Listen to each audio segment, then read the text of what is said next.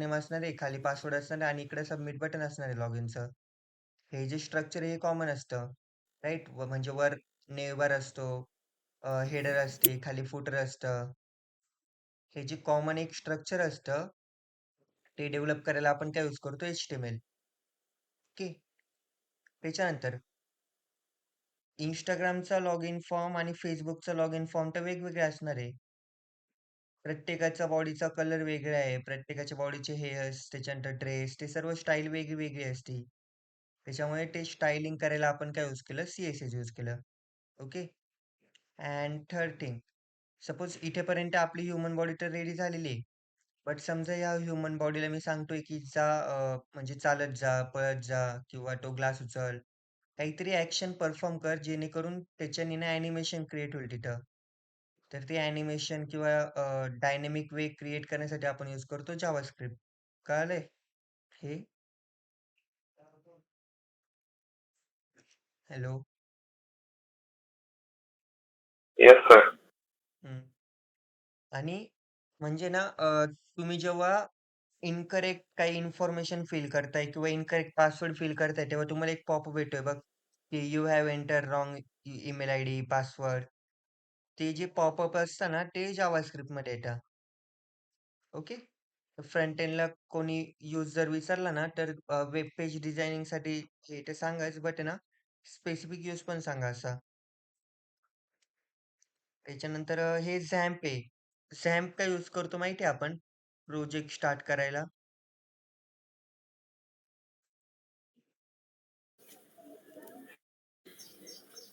कारण की त्याच्यामध्ये आपल्या याच्या काय म्हणतात डेटाबेस आणि हेड स्टोअर असतो सर्व. काय? जो आपला मेन डेटाबेस असतो ना सगळ्याचा म्हणजे आपण बॅक एंडला जो यूज करतो जसं की टेबल्स असतात आपले सगळे किंवा इन्फॉर्मेशन डाटा असतो तो आपण झॅम्पमध्ये स्टोअर करतो ना. नाही. हे तर मी MySQL मध्ये स्टोअर करतो फर्स्ट थिंग.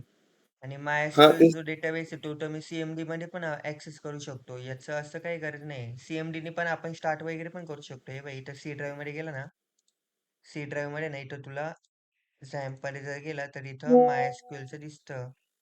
हे बघ MySQL. इथं बिनमध्ये इथं जर मी डायरेक्ट हे केलं ना, इथं MySQLचं एक हे असतं. इथून मी ॲक्सेस करू शकतो हे. CMD मध्येच आयडी पासवर्ड टाकायचे, क्रिएट डेटाबेस करायचा. म्हणजे एक्सटर्नल मी डाउनलोड करू शकतोय ना MySQL. याची गरज काय आपल्याला? एखाद्या सर्व्हरची गरज काय आहे? ते सांगता येईल का?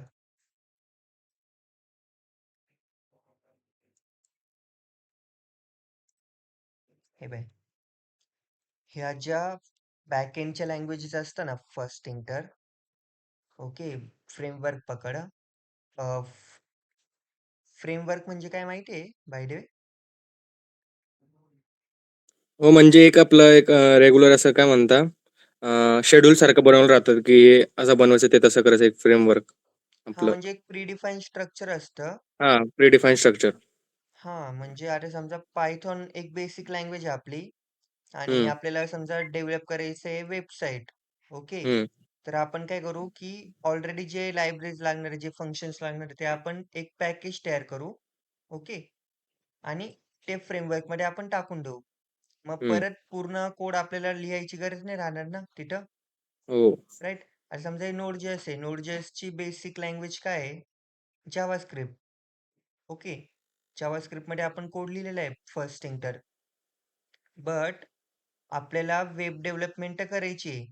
आणि जावास्क्रिप्ट फर्स्ट थिंग आहे ना, आधी ना फक्त फ्रंट एंडसाठी यूज व्हायची. ओके. बट आता डेव्हलपर आहे सपोज एखादी कंपनी पण हायर करते. कंपनीला काय वाटेल, की समोरचा जो डेव्हलपर मी हायर करतो तो फुल स्टॅक पाहिजे ना मला. त्याला डेटाबेस पण यायला पाहिजे, फ्रंट एंड पण यायला पाहिजे, बॅक एंड पण यायला पाहिजे. आता मी असं तर काही करणार नाही, की आधी म्हणजे रिक्वायरमेंटमध्ये की एक फ्रंट एंड लँग्वेज यायला पाहिजे, एक बॅक एंड लँग्वेज यायला पाहिजे, राइट? तर झालं असं, की जी जावास्क्रिप्ट आहे ना, डेव्हलपर्सनी ना याच्यावरच जास्त थोडंसं वर्क केलं आणि बॅक एंडसाठी पण आहे ना, जावास्क्रिप्ट आपण यूज करू शकतो. ओके. त्याच्यामुळे त्याच्यामध्ये त्याचे फ्रेमवर्क्स तयार केले Node.js, Express.js. ओके. सो आता हे जे फ्रेमवर्क असतात किंवा हे जे बॅकएंडच्या लँग्वेजेस असतात, ह्या फर्स्ट थिंग काय ना नॉर्मल लॅपटॉपवर रन होत नाही. ओके. यांना लागतात सर्व्हर्स. आता सर्व्हर म्हणजे हे असे सर्व्हर बघितले कधी? तुम्ही व्हिजिट केली कधी तुमच्या कंपनी याची कॉलेजची? हो, कॉलेजमध्ये आहे. कोणता?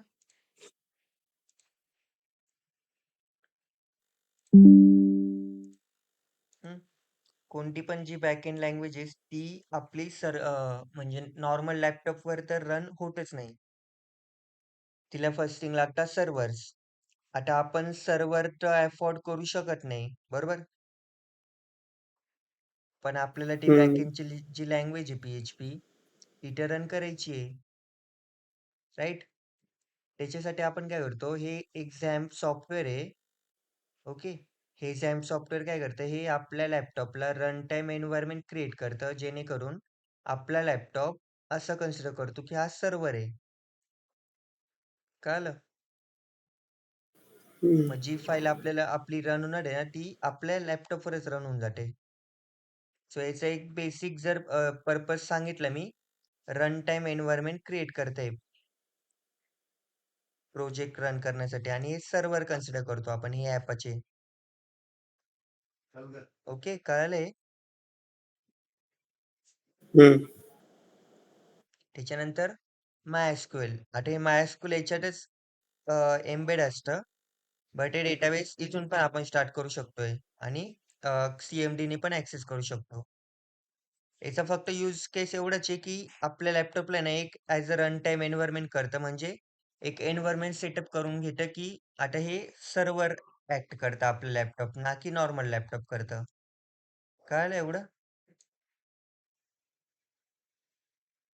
आणि त्याच्यामुळे हे जे ॲपाचे हे स्टार्ट करणं कंपल्सरी माझं.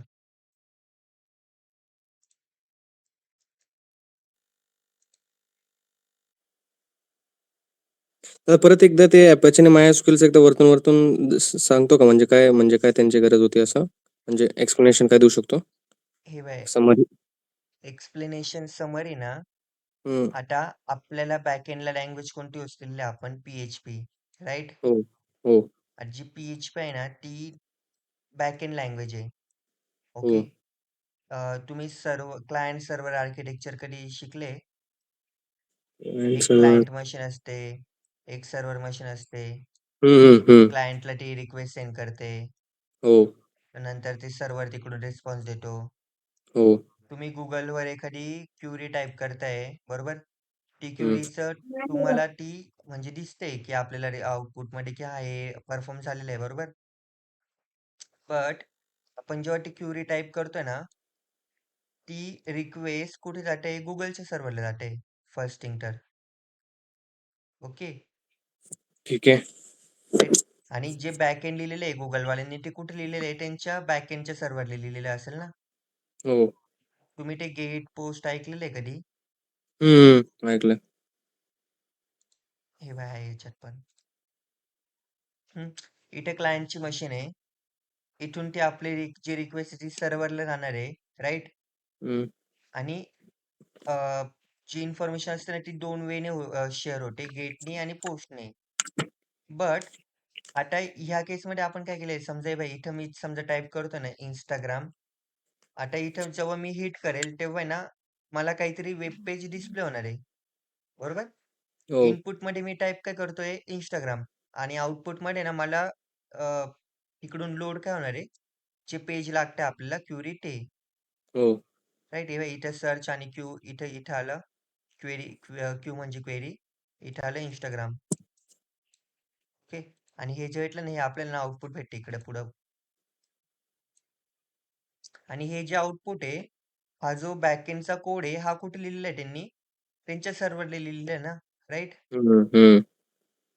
आणि आपण पण असं करू शकतो, की आपला जो फ्रंट एंडचा जो कोड आहे ना, फक्त HTML वगैरे, तो आपण हं. आपल्या लॅपटॉपवर लिहायचा, आपल्या मशीनवर लिहायचा आणि जो बॅकएंडचा कोड आहे, तो सर्व्हरला लिहायचा दुसऱ्या कुठेतरी. कळलं. ओके. म्हणजे ज्याची प्रोसेसिंग स्पीड चांगली असेल, GPU असेल, CPU असेल. हं, की जेणेकरून तो चांगल्या रिक्वेस्ट लवकर हे करेल, एक्सेप्ट करेल. ओके. हं, बट आता तुला पॉसिबल होईल का? लाइक तुझं तुझं पण लॅपटॉप तू परचेस करतोय आणि एखाद्या वेगळ्या अजून काहीतरी तुम्ही सर्व्हर रूम्स विकत घेताय. हं. होईल पॉसिबल? नाही. नाही. ओके. बट तुला तुमचा प्रोजेक्ट तर करायचा आहे. त्याच्यासाठी हं, तुला सर्व्हर तर नेसेसरी आहे. हं, राइट? मग तू काय काम केलं, की तू एक रन टाईम एन्व्हायर्नमेंट क्रिएट केला. रन टाईम म्हणजे चालू असतानाच, आपला लॅपटॉप चालू असतानाच, रनिंग मोडमध्ये असतानाच एक एन्व्हायर्नमेंट क्रिएट केला. एन्व्हायर्नमेंट म्हणजे काय आहे? सपोज हे बघ, समजा तुझं घर आहे. ओके. हो. सिंपल पकड. ड्रॉइंग चांगली नाही. हां. हे तुझं घर आहे आणि तुझ्याकडे ना म्हणजे अशी सुपर पॉवर येते, की तुझं हे जे घर आहे ना, याला आहे ना आपण डायरेक्ट बंगलोमध्ये ना असं कन्व्हर्ट करू शकू शकू थोड्या वेळासाठी. हे कळलं एवढं? कळलं. हां. आता तुझा हा नॉर्मल लॅपटॉप पकड हा वाला आणि तुझ्या वाटे आहे ना हे यूज करतो ना Appleचे. हो. ओके. हे स्टार्ट जर जेव्हा केलं म्हणजे सर्व्हर जेव्हा स्टार्ट करतोय, तेव्हा तुझा नॉर्मल लॅपटॉप आहे ना, नॉर्मल नाही राहते आता इथं. ह्या केसमध्ये डायरेक्ट सर्व्हर ॲक्ट करतोय तो. अच्छा. कळालं? म्हणजे सर्व्हरवर जे काही होतंय ना तिकडं Googleच्या, हं, ते तू हं, हं, सर्व्हर हं. तुझ्या लॅपटॉपवर पण करू शकतो आता. अच्छा, कळलं. समजलं? Apache तसं आहे तेवढं पॉवरफुल आहे म्हणजे. हं. सिंगल टाईम याचा यूज काय आहे? असं सांगायचं रन टाईम एन्व्हायर्नमेंट क्रिएट करण्यासाठी. ठीक आहे. एन्व्हायर्नमेंट कोणतं क्रिएट करतो आणि आपण सर्व्हरचं. सर्व्हरचा. कळालंय? ठीक आहे. आता याच्यात पण एक कसं असतं, जेव्हा समजा तुम्ही ना हे जे जर स्टार्ट करता ना, तर कुठे-कुठे एरर येऊ शकते तुम्हाला 3306 ला किंवा अ, म्हणजे हे काय माहिती आहे का नेमकं पोर्ट काय असतं? आपला जो प्रोजेक्ट असतो ना, तो पोर्टवर रन होत असतो. तुम्ही जर आहे ना ठीक आहे. URL मध्ये बघितलं असेल इथं आपण म्हणजे ना हे लोकल होस्ट काहीतरी पुढे ना एखादा पोर्ट नंबर आपण मेन्शन करतो.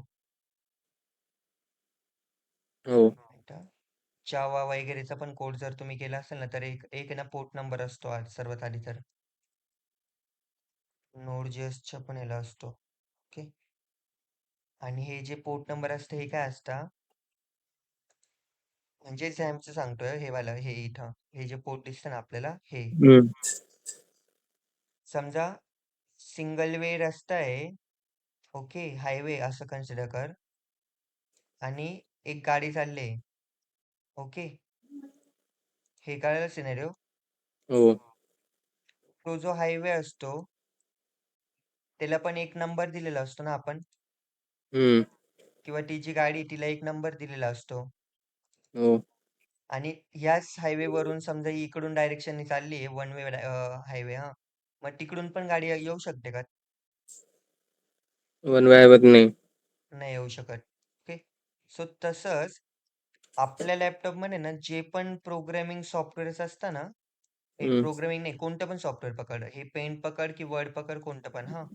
हं, जे पण सॉफ्टवेअर असतं ना, हे रनिंगसाठी ना यांना ना काहीतरी एका रस्त्यावर म्हणजे एखाद्या पोर्टवर रन करणं कंपल्सरी असतं.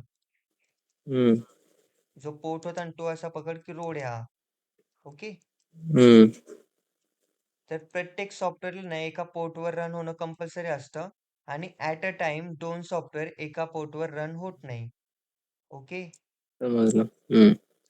तर आता आपलं जे Appleचे जे सर्व्हर आहे आपलं, ते आपल्याला हो. स्टार्ट करायचंय. मग ते हं, रन होणार आहे ना, राइट? कुठे ना कुठेतरी कोणत्यातरी पोर्टवर आपल्या लॅपटॉपमध्ये. तर हं, ते हं, ह्या 2 पोर्टवर रन होतं बाय डिफॉल्ट 80 आणि 443 आणि जे MySQL आहे आपलं, ते होतंय हं. 3306 वर. जर तुमच्या लॅपटॉपमध्ये वेगळे पण MySQL असेल, तर मे बी तिथे इश्यू येऊ शकतो याला रन करायला. मग आपल्याला हे याचा जो रस्ता आहे, म्हणजे याचा जो पोर्ट आहे, तो चेंज करावा लागतो 3308 वर. ओके. ठीक आहे. जर तुम्हाला समजलं, इथं रेड आलं तर इन केस इन फ्युचर. समजलं. हं.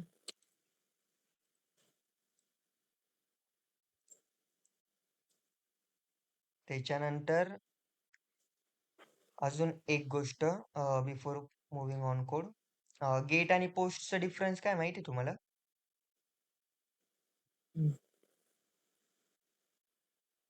हम्म.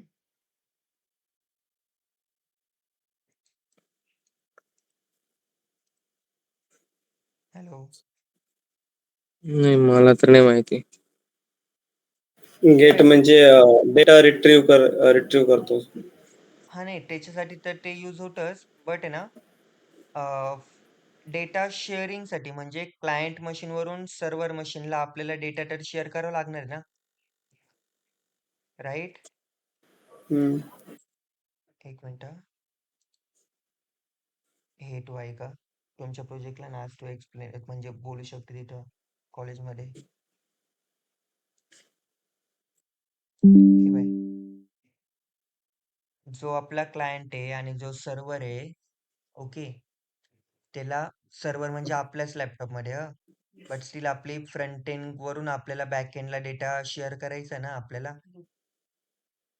म्हणजे फॉर्म आहे आपल्याकडे log in registration form, okay. Registration form मध्ये आपण इन्फॉर्मेशन एंटर केली, ती इन्फॉर्मेशन आपली शेअर कुठे होते? सर्व्हरला डॉक्युमेंट आपण अपलोड करतोय माझी बहीण पण आहे बाजूला वाईट आहे, तिला पण शिकवतोय. तुम्ही बोला ना, अरे हॅलो, हा हा बोलत जावर का? कळतंय ना वाईट तुम्हाला? कळते कळते.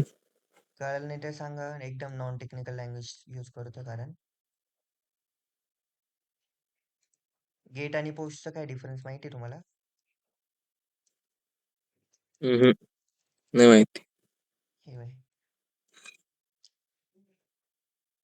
हा एक आपला लॅपटॉप आहे क्लायंट, ओके. हा काय होता आपला सर्व्हर होता, म्हणजे बॅक एंड आपलं, ओके. ठीक आहे. फ्रंट एंड वरून आपण इथं रजिस्ट्रेशन करताना name, email I D, password हे सर्व एक्सेप्ट करतोय, बरोबर. हम्म, सबमिट बटनवर आपण क्लिक पण करतोय, हम्म, बट याच्या बॅक एंडला ऍक्शन काय परफॉर्म होणार आहे? याचं व्हॅलिडेशन चेक होणार आहे, त्याच्यानंतर डेटाबेस मध्ये हे ऑलरेडी युजर नेम आहे का, ईमेल आय डी हम्म. ऑलरेडी एक्झिस्ट आहे का. जर एक्झिस्ट असेल तर युजरला वॉर्निंग द्यायची, जर एक्झिस्ट नसेल तर आपल्याला मेसेज शो करायचा की please enter different email I D, right. हो. हे बॅकएंडला ऑपरेशन होत आहे. मग ह्या बट बॅकएंडला ऑपरेशन परफॉर्म करण्यासाठी आधी हे जे फील्ड्स आहे, हा जो डेटा आहे, हा तर आपल्याला बॅकएंडला प्रोव्हाइड करावा लागेल ना. हम्म, आणि हा तर डायरेक्ट याला म्हणजे काही जादू तर नाही की डायरेक्ट जाईल याच्याकडे, बरोबर. हो.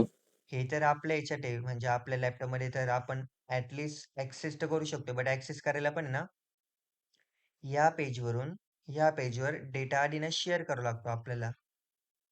हे कॉमन आहे, गेट आणि पोस्ट ना प्रत्येक लँग्वेज मध्ये कॉमन आहे. आणि कोडिंग मध्ये जर तुम्हाला ना हे गेट पोस्ट जर एकदा आलं ना, तर कोणतं पण प्रोजेक्ट तुम्ही इझिली करू शकता, समजलं. ओके. आता इथून आपल्याला इथं डेटा तर ट्रान्सफर करायचा आहे. याच्यासाठी ना आपल्याकडे दोन वे असतात. एक तर गेटनी युजिंग गेट आपण डेटा शेअर करू शकतो किंवा युजिंग पोस्ट आपण डेटा शेअर करू शकतो. हे कळलं? हो. बट इथे इश्यू काय होतो की जर मी गेट यूज केलं ना, ओके, गेट जर यूज केलं तर गेट काय बोलतो की जी URL मध्ये ना आपण इन्फॉर्मेशन शेअर करणार ना, फर्स्ट थिंग जी इन्फॉर्मेशन शेअर होते ना ही अशी होते इथून URL थ्रू होते. कधी पण हम्म, तुम्ही काही पण जर शेअर हे केलं असेल, आज समजा इंस्टाग्राम आपण टाईप केलं होतं, जी इन्फॉर्मेशन गेली सर्व्हरला ती कशी गेली? अशी गेली ना, राईट. हम्म, हम्म, URL मधून, हम्म, बरोबर. तर जी पण इन्फॉर्मेशन शेअर होती ती URL थ्रू होते आपली. आणि गेट काय बोलतोय, जर तुम्ही मला यूज करताय तर आहे ना, जे पण ईमेल आय डी पासवर्ड टाकू किंवा इथे जी पण इन्फॉर्मेशन आपण फिलअप करू, ही URL मध्ये पूर्ण विजिबल असेल, ओके. कळालं? हम्म. म्हणजे user name equal to Dheeraj and password equal to 1 2 3 4 कळलं. आता समजा लॅपटॉप समजा जर आपलंच होतं आणि जे सर्व्हर होतं ते समजा मुंबईला मी ठेवलेलं होतं माझ्या लॅपटॉपला बॅकएंडची स्क्रिप्ट आणि युजिंग नेटवर्किंग आपण तिकडं क्वेरी हिट करत होतो आपल्या सर्व्हरला. विचार करा समजा जर एखादा हॅकर आहे त्यांनी ही जी रिक्वेस्ट आपली सेंड होते कम्युनिकेशन बरोबर हम्म. आपलं युजर आणि सर्व्हरचं हे जर समजा हॅक झालं तर हे इथं पूर्ण विजिबल असेल ना त्याला पण आरामशीर. राईट हॅक व्हायची चान्सेस आहे इथं. मग त्याच्यामुळे दुसरी मेथड कोणती आपली पोस्टमध्ये कसं असतं जो पण डेटा शेअर होतो ना तो व्हिजिबल नसतो आपल्याला कळलं. कळलं. हे बाई इथे पण जर तुम्ही बघितलं ना गेटमध्ये डेट इक्वल टू ना 20 13 ही आपल्याला व्हिजिबल आहे. बट जेव्हा पोस्ट तुमचा सर्व्हरला इन्फॉर्मेशन ट्रान्सफर करतोय तेव्हा इथं काहीच इन्फॉर्मेशन दिसत नाहीये पुढे म्हणजे URL मध्ये पास होत नाही. कळले. हो. गेट आणि पोस्ट डेटा शेअरिंगसाठी यूज केलं जातं हे गेट आणि पोस्ट. ओके. ठीक आहे. आता हे एक सिंपल लॉजिक फक्त हे जर कळलं तर प्रोजेक्ट मधलं आहे ना कोडिंग तुम्हाला अंडरस्टँड होऊन जाईल इझिली. हा आता जो समजा आहे ना हे इथे आहे ना एक एक्झाम्पल दिलेलं आहे फक्त त्याच्यामध्ये आपण काय केलेलं आहे हा फ्रंट एंडचा कोड आहे. फर्स्ट नेम इनपुट बॉक्स केलंय लास्ट नेम इनपुट बॉक्स केलेलं आहे. ओके. त्याच्यानंतर हे फॉर्म टॅग आहे. हा जो फॉर्म टॅग आहे हा पण HTML मध्ये असतो बट याच्यावर आहे ना action equal to registration form dot PHP आणि मेथड इक्वल टू पोस्ट असं आपण केलेलं आहे. हे कळलं. हो. आणि सबमिट बटनवर मी जेव्हा क्लिक करतोय तेव्हा काहीतरी ऍक्शन परफॉर्म होते आणि हा जो डेटा आहे हा मला कुठे जातोय रजिस्ट्रेशन पेजवर जातोय. ओके. आणि कसं जातोय तो कोणत्या मेथडने जातोय गेट किंवा पोस्टने. आता आपण इथं मेन्शन काय केलेलं आहे पोस्ट आणि हे जे रजिस्ट्रेशन डॉट PHP आहे हे आपलं काय आहे जे बॅकएंड आहे जे मी मुंबईच्या सर्व्हरला ठेवणार होतो. जी फाईल ती आपण कुठे ठेवलेली आहे आता फक्त इथं रजिस्ट्रेशन पेज मध्ये. कळलं. हम्म. आता एक मिनिट.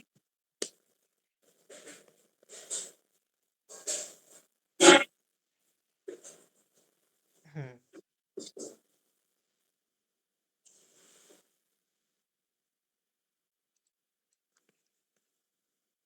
हे इथपर्यंत कळलं ना कारण याच्यानंतर कोडिंग आहे. कळलं.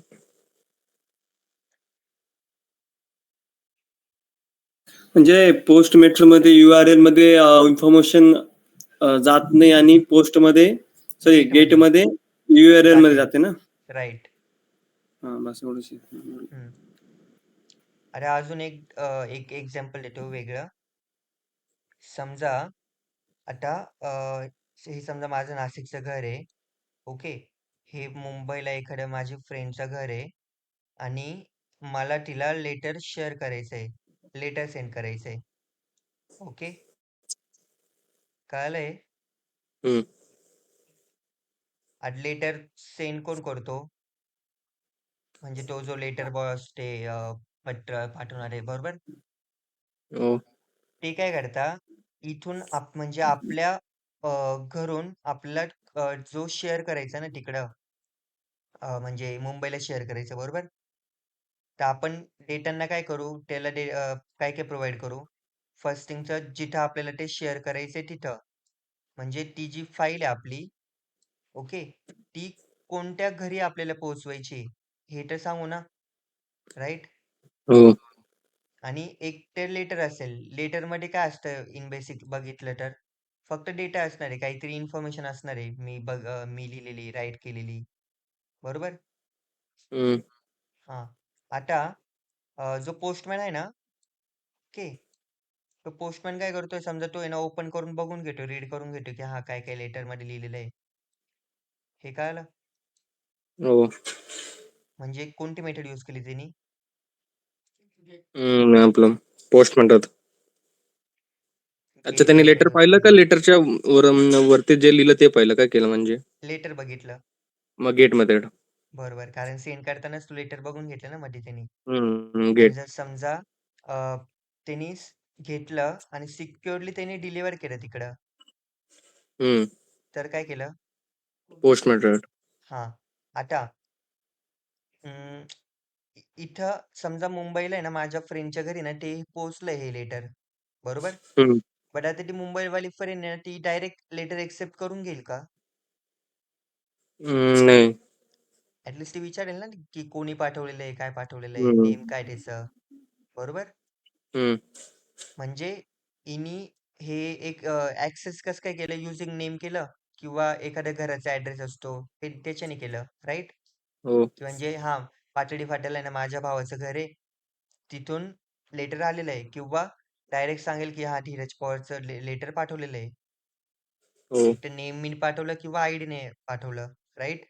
हो, आता हे बघा याचा यूज कसा आहे, हे बाय. फर्स्ट इंटर हे जे इनपुट बॉक्स आहे ना आपले, ओके. हो. इनपुट बॉक्स मध्ये ना आपण टाईप केलेलं काय आहे, first name last name, name type केलेलं आहे, ओके. हम्म, मग जेव्हा बॅकएंडची जी स्क्रिप्ट असणार आहे ना ही रजिस्ट्रेशनची, तिथं हम्म. आपल्याला जर हे दोन्ही फर्स्ट नेम लास्ट नेम जर एक्सेस करायचे असले ना, तर हे युजिंग नेम होणार आहे, कळलं. युजिंग नेम म्हणजे मेथड पोस्ट काढून का म्हणजे कसं नाही नाही नाही, कळलं? म्हणजे हे आपल्याला ऍक्सेस करावं लागणार ना कुठेतरी व्हेरिएबल मध्ये, हम्म, हम्म, स्टोअर तर करावं लागेल. हे पोस्ट काय, हे तर आपण डेटा शेअर केला, फक्त हम्म, दिसत नाही URL मध्ये. त्याच्यानंतर हम्म, ऍक्शन काय आहे की कोणत्या पेजवर आपण शेअर केलेलं आहे, ओके. हम्म, त्या पेजवर तर आपण गेला, डेटा तिथपर्यंत गेलाय, बट हम्म, कुठेतरी ती व्हॅल्यू मला स्टोअर करावी लागेल ना. म्हणजे हो, समजा मी ते युजर नेम वगैरे बघतोय, हम्म, समजा युजर नेम मी इथून ऍक्सेस केलं आणि त्या हो, रजिस्ट्रेशन पेजवर म्हणजे बॅकएंडच्या पेजवर मी नेलं, हम्म, आणि तिथं मी चेक करतोय युजर नेम मध्ये 1 2 3 4 आहे का, हम्म, युनिक आहे का, राईट. हो, हो, हे चेक करण्यासाठी कुठेतरी मला ते स्टोअर करावं लागेल ना, हम्म, ऍटलीस्ट एका व्हेरिएबल मध्ये. म्हणजे जसं आपण ऍडिशन करतोय तर तो जो नंबर आहे तो कुठेतरी आपण स्टोअर करतोय, मग त्याच्यावर ऍक्शन परफॉर्म करतोय. हो, व्हेर इक्वल टू नम ए नम टू, नंतर ऍक्शन मध्ये काय येते आपल्याला, num1 प्लस num2, राईट. हम्म, तसं इथून आपण टाकलं म्हणजे हे आपलं झालं होम पेज. आणि जे ऍक्सेस करतो ना आपण बॅकएंडला, ते हो, ऍक्सेस कशाने करणार आहे आपण, नेमनी. म्हणजे एक व्हेरिएबल क्रिएट करू आणि तिथं हम्म, ह्या युजिंग नेम म्हणजे फर्स्ट नेम आणि लास्ट नेम हे दोन कीवर्ड्स यूज करून आपण ही जी व्हॅल्यू आहे ती एक्सेप्ट करू. हे कळलं. कळलं. हम्म, बस, अजून काहीच नाही. आता कोड बघा डायरेक्ट.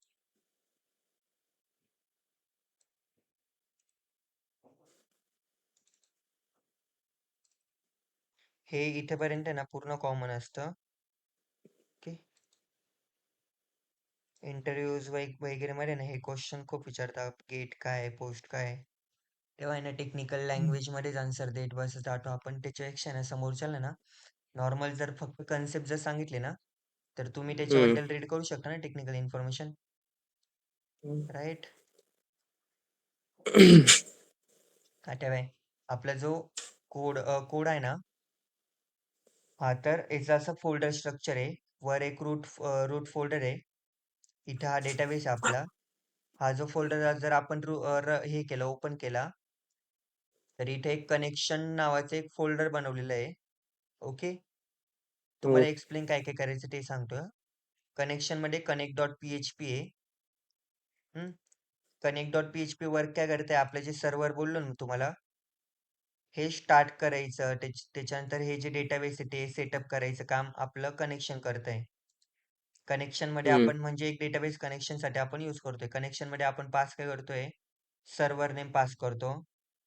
हे तुम्हाला पण सर्व्हर नेम पास करतो. सर्व्हर नेम मध्ये आपण काय पास करतोय, लोकल होस्ट.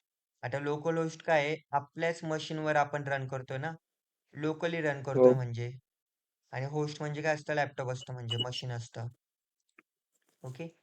जर समजा तुम्ही एखादा डोमेन परचेस करताय, तुमचा प्रोजेक्ट काय केक शॉपचा आहे बरोबर?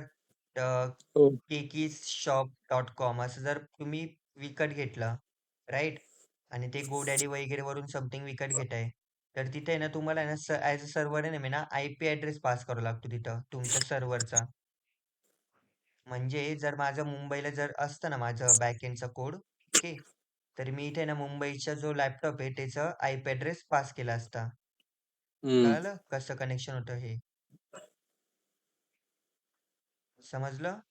हो. बट मी इथं म्हणजे माझा जो नेटवर्कचा आयपी ॲड्रेस आहे तिकडच्या लोकेशनचा तो पास करत नाहीये. अरे हे जे ना समजा Googleची स्क्रिप्ट जर असते ना, तर आहे ना इथं सर्व्हर नेम इक्वल टू ना तो Googleचा जो आयपी ॲड्रेस आहे. एक हम्म. मिनिट. तेजस मी कॉल करतोय Google मीटिंगमध्ये. येस. मी जे बोललो ना समजा ते जे Googleचं सर्व्हर आहे ते आपलं कुठे आहे? ते तर इकडे असणार आहे USA ओके. बट तिथं मला आहे ना इथे आयपी ॲड्रेस पास करावा लागला असता. बट आता हे आपल्याच मशीनवर आहे म्हणजे लोकली होस्ट केलेलं आपण जे काही बॅकएंड आहे ते. त्याच्यामुळे इथे टाईप केलं आपण लोकल होस्ट. त्याच्यानंतर प्रत्येक सर्व्हरला आहे ना, सर्व्हरला किंवा डेटाबेसला एक आहे ना युजर नेम असतं. ओके. तर ते जे युजर नेम असतं ते बाय डिफॉल्ट आहे ना MySQLचा जो पण डेटाबेस असतो ना त्याला आहे ना डिफॉल्ट युजर नेम रूट असतो. हे कळालं? हो. आणि जे पासवर्ड असतो ना ते काहीच नसतं. ब्लँक पण जर तुम्ही देताय ना तर ती पण आहे ना एक स्पेस कन्सिडर केली जाते तिथं. व्हॅल्यू कन्सिडर होते. ओके. त्याच्यामुळे हम्म. पासवर्डमध्ये काहीच नाही. त्याच्यानंतर डेटाबेस नेम. डेटाबेस नेम पण आपण एक पास करतो. म्हणजे हा डेटाबेस आमचा आहे. याच्यानंतर आपल्याला कनेक्शन क्रिएट करावं लागतं. आता हे जे असतं ना, हे कनेक्शन स्ट्रिंग असते. ही पण आहे ना प्रत्येक प्रोजेक्टमध्ये असते. डेटाबेस क्रिएट करायला. फक्त याचा स्ट्रक्चर आहे ना वेगवेगळं असतं प्रत्येक प्रोजेक्टमध्ये, प्रत्येक लँग्वेजमध्ये. इथे काय केलं, आपण एक व्हेरिएबल क्रिएट केला. व्हेरिएबल क्रिएशनसाठी आपण आधी काय यूज करतो, इथं डॉलर यूज करतो हां. हम्म. व्हेरिएबल क्रिएट केला. व्हेरिएबलमध्ये आपण एक मेथड यूज केली. MySQLi connect. ह्या मेथडमध्ये आपण फक्त हे 4 पॅरामीटर पास करून दिले. आणि आपण काय बोलतो इफ असं जर समजा असतं इफ डीबी म्हणजे इफ डीबी जर होते म्हणजे ही जी वरची व्हेरिएबल आहे हे ही फंक्शन यूज करून कनेक्ट जर करते डेटाबेस तर आपल्याला दाखवायचं होतं इथं. एक मिनिट. आपल्याला दाखवायचं काय होतं प्रिंटमध्ये कनेक्शन सक्सेसफुल, राईट? हो. एल्स जर असं होत नाही आपलं तर आपण काय करणार आहे डाय डाय हे एक फंक्शन आहे आणि हे कनेक्शन फक्त ब्रेक करतं. याला जर शॉर्ट फॉर्म मध्ये आपण लिहिलं तर इथं मी लिहिलेलं काय आहे इफ नॉट डीबी हा जो सिम्बॉल आहे हा आपण नॉट ऑपरेटर यूज करतो. ओके. नॉट डीबी म्हणजे जर ही झाली नाही तर कनेक्शन फेल असा मेसेज द्या आणि त्याची जी काही एरर असेल ती द्या. कळलं हे? हम्म. ही एक फाईल तुम्हाला एक्सप्लेन करायची डेटाबेसची. त्याच्यानंतर कोणतं पण वेब डेव्हलपमेंटचा प्रोजेक्ट असतो आपला त्याच्यामध्ये ना फर्स्ट फाईल जी असते ना ती आपली ना index.html, index.php, index.js अशी रन होते. म्हणजे इंडेक्स फाईल रन होते. ओके. आणि ठीक आहे. समजा तुमचं जे हे असतं रजिस्टर असतं जी मॅम अटेंडन्स घेते ती स्टार्ट कुठून होते म्हणजे फर्स्ट स्टुडंट पासून होते किंवा आपलं जे बुक आहे किंवा तुमचा जो रिपोर्ट आहे तो स्टार्ट कुठून होतोय तुमचा इंडेक्स पेज पासून होतोय, राईट? तर तुमचं जे वेब डेव्हलपमेंटचे जे पूर्ण असतं ना ते पण स्टार्ट होतं इंडेक्स पेजवरून. इथे समजा तुमची वेबसाईट आहे. ओके. इथे पुढे काही लिहिलेलं आहे का? दिसते का पुढं? म्हणजे काही लॉग इन डॉट PHP समजा मी इथे जर क्लिक केलं रेस्टॉरंटवर तर इथे कसं आलं रेस्टॉरंट डॉट PHP. इथं आलं लॉग इन डॉट PHP. इथं आलं क्रिएट अकाउंटवर registration dot PHP, right? But hmm. जेव्हा इनिशियली बाय डिफॉल्ट मी जेव्हा प्रोजेक्ट रन करतो ना तेव्हा पुढे तर काही नसतं. हे सर्व प्रोजेक्ट्सला कॉमन असतं आणि ओके. पुढे काय आपल्याला असं काही वेगळं दिलेलं नाही ना डॉट PHP वगैरे. हो. तर इनिशियली आपलं जे हे असतं ना प्रोजेक्ट तो कन्सिडर काय करतो, की जे पहिलं पेज आहे, फर्स्ट पेज आहे, ते असणार आहे आपलं index.php. कळालं? हम्म. आता हे जे आहे, हे नॉर्मल आपलं फ्रंट हेचे HTML वगैरेचे. इथं फक्त आपण ते कनेक्शन वगैरे एम्बेड केलेली आहे, इम्पोर्ट केलेली आहे. त्याच्यानंतर सेशन आपण स्टार्ट केलेलं आहे. सेशन काय असतं माहिती आहे तुम्हाला? नाही. सांगू का ते पण? हो. हे बघ, सपोज तुम्ही ना इथं Amazon लॉग इन करताय. ओके. मध्ये ना तुम्ही आयडी पासवर्ड टाकून लॉग इन केलं, राईट? आणि सेम लिंक कॉपी करून ना तुम्ही फक्त ना नवीन टॅबमध्ये जर पेस्ट केली, तर इथं काय वाटतं तुम्हाला, की जो Amazon लॉग इन केलेलं होतं आपण इथं, हे सेम ह्या टॅबमध्ये पण लॉग इन असेल, की लॉग आउट असेल, ते परत लॉग इन करावं लागेल? परत लॉग इन करायला लागेल. का? कारण की त्या पेजमध्ये लॉग आउट झाले तर मग तो पेज परत सेम राहील ना, म्हणजे रिडायरेक्ट म्हणजे म्हणजे आधी काय म्हटलं होता, म्हणजे पहिले तो जो पेज होता त्याच्यात लॉग आउट केलं का लॉग इन केलं? पहिल्या पेजला Amazonच्या मी लॉग इन केलं. अच्छा, हा, लॉग इन केलं. दुसऱ्या पेजला म्हणजे ती सेम लिंक कॉपी केली फक्त मी, किंवा फक्त हा. डायरेक्ट Amazon.com ओपन केलेलं आहे. हम्म. आणि माझं क्वेश्चन असं आहे, की सेकंड पेजला मग ते लॉग इन असेल ऑलरेडी, की परत मला लॉग इन करावं लागेल? तो लॉग इन नसेल तो पेजला. का? त्या पेजला लॉग इन का नसेल? कारण की म्हणजे टेक्निकली कसं बोलू, कारण की ते पेज म्हणजे तो एक दुसरा खोलल्यासारखं झालेलं ना, म्हणजे तो नवा पेज सारखा खोललाय त्यांनी, म्हणजे ते आपलं आता पोर्ट सारखं नवा तसं. आता मला एक सांग, समजा तुझं समजा ही Amazon कंपनीच तुझी आहे. हो. ओके. Amazon कंपनीमध्ये समजा तू युजरला सांगतो समोरच्याला, की इथं रजिस्ट्रेशन वगैरे कर, लॉग इन कर. हम्म. ओके. आणि लॉग इन करताना आणि जे तुझी जी बॅकएंडची स्क्रिप्ट आहे, बॅकएंड आहे, ते कुठे आहे तुझं? समजा डायरेक्ट यूकेला आहे, यूएसएला आहे. ओके. तू हम्म. हम्म. इंडियामधून रिक्वेस्ट ट्रान्सफर करतोय यूएसएला. हम्म. ऑब्व्हियसली तिथे टाइम तर लागणारच आहे ना तुला. आरामशीर. हां. त्यामुळे तू असं सांगतो युजरला, की प्रत्येक टाइम तुम्ही जेव्हा जेव्हा पेज ओपन करणार आहे, तेव्हा प्रत्येक टाइम तुम्हाला ना ती यूएसएला रिक्वेस्ट सेंड करावं लागणार आहे. हम्म. आता मग माझ्याकडनं समजा आता मी थोडंसं पागल आहे, तर इथं मी होऊन गेलं, ते कट झालं माझ्याकडनं. ओके. हम्म. तू मला असं बोलतोय, परत Amazon हे करा, क्लिक करा. परत त्या पेजला जा. परत ती रिक्वेस्ट आपली सेंड करा तिकडे यूएसएला, राइट? हम्म. आणि समजा हम्म. सर, आता आपल्याला पण काय असतं, की लाइक एक प्रॉडक्ट इथं ओपन करा, एक इथं ओपन करा, एक इकडे ओपन करा. बरोबर? हम्म. हम्म. मग तू प्रत्येक वेळेस असंच करणार आहे का? सेंडच करणार आहे का तिकडे रिक्वेस्ट? नाही, तसं तर नाही करणार. तसं तर म्हणजे ॲज अ डेव्हलपर विचार कर ना आता इथं. हम्म. ॲज हम्म. अ हम्म. एंड युजर तर आपण काही नाही, हा करून घेऊ. जास्त वेळ आपलं नेटवर्क कनेक्शन चांगलं आहे, हम्म. करून टाकू. बट आपल्याला ॲज अ डेव्हलपर ते रिक्वेस्ट पण हँडल करावं लागेल ना आपल्याला. हो, जास्त ते जर पण. रिक्वेस्ट आपल्याकडे येत आहे, तर ते DDoS वगैरे अटॅक असतात. हो. ते परफॉर्म होतं आणि हॅकर हॅक कशी करतात कोणती पण वेबसाईट. कोणत्या पण वेबसाईटवर ना ते मल्टिपल अटॅक करत असतात, रिक्वेस्ट सेंड करत असतात. म्हणजे मला अच्छा. Amazonला पण जर हॅक करायचंय ना, सिंपल मला हम्म. काहीच करायचं नाही. फक्त आहे ना, हे ना 1 बिलियन पेजमध्ये ओपन करायचंय. एकाच वेळेस हम्म. एंटर करायचंय. बस हम्म. तिकडे डायरेक्ट सर्व्हर डाउन होऊन जाईल. अच्छा. कळालं?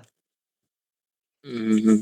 आता माझा क्वेश्चन असा आहे, की हे आपण जर प्रत्येक टाईमाला करत बसलो ना, रिक्वेस्ट म्हणजे सेंड करत बसलो ना, हम्म. ऑब्व्हियसली तिथे टाईम जाईल. सेकंड थिंग आहे ना, सर्व्हर आता आपलं हे तरी नॉर्मल सर्व्हर आहे ना, आणि हम्म. एवढं आपण हँडल करू शकत नाही रिक्वेस्ट. बरोबर? हम्म. याच्यामुळे तिला काय राहतं, की एक सेशन नावाची मेथड असते. ओके. सेशन हे पण प्रत्येक प्रोजेक्टमध्ये असतं. सेशनने काय होतं, हे जे आपण लॉग इन आयडी पासवर्ड टाकू ना, काही इन्फॉर्मेशन, हम्म. बेसिक इन्फॉर्मेशन, ती आपल्याच लॅपटॉपमध्ये स्टोअर होऊन जाते. युजिंग ठीक आहे. कॅचे. कॅचे ऐकलंय? हो, कॅच ऐकलंय. हे बघ इथं मी क्लिअर ब्राउझिंग डेटामध्ये जर गेलो, तर इथं बघ कुकीज आणि क्लिअर साइट डेटा, कॅचे. हम्म. हम्म. तर ही जी इन्फॉर्मेशन असते ना बेसिक लॉगिन आयडी पासवर्ड ही याच्यामध्ये स्टोअर असते कुकीज कॅचमध्ये. मग इथे जर हम्म. समजा मी लॉग इन केलेलं आहे ना आणि इथं परत सेम लिंक किंवा Amazon.comच फक्त जर ओपन केलं ना ऑलरेडी मला हे अकाउंट लॉग इनच भेटेल. कळालं? हम्म. आता समजलं. एक मिनिट हा.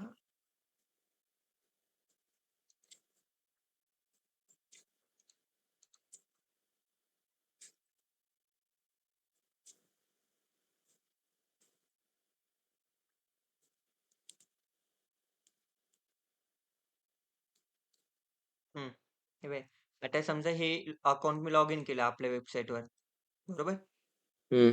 आता मी काय करतोय नवीन पेजला गेलो.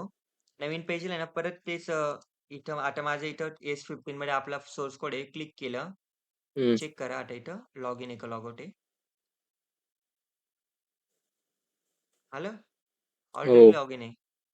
कारण आपल्या ज्या लॉग इनच्या क्रेडेन्शियल्स होते ते आपले लॅपटॉपमध्ये ना कुकीज वगैरे मध्ये स्टोअर होऊन जातं ते. कळलं? ठीक आहे. त्याच्यामुळे ते ऑलरेडी लॉग इन असेल.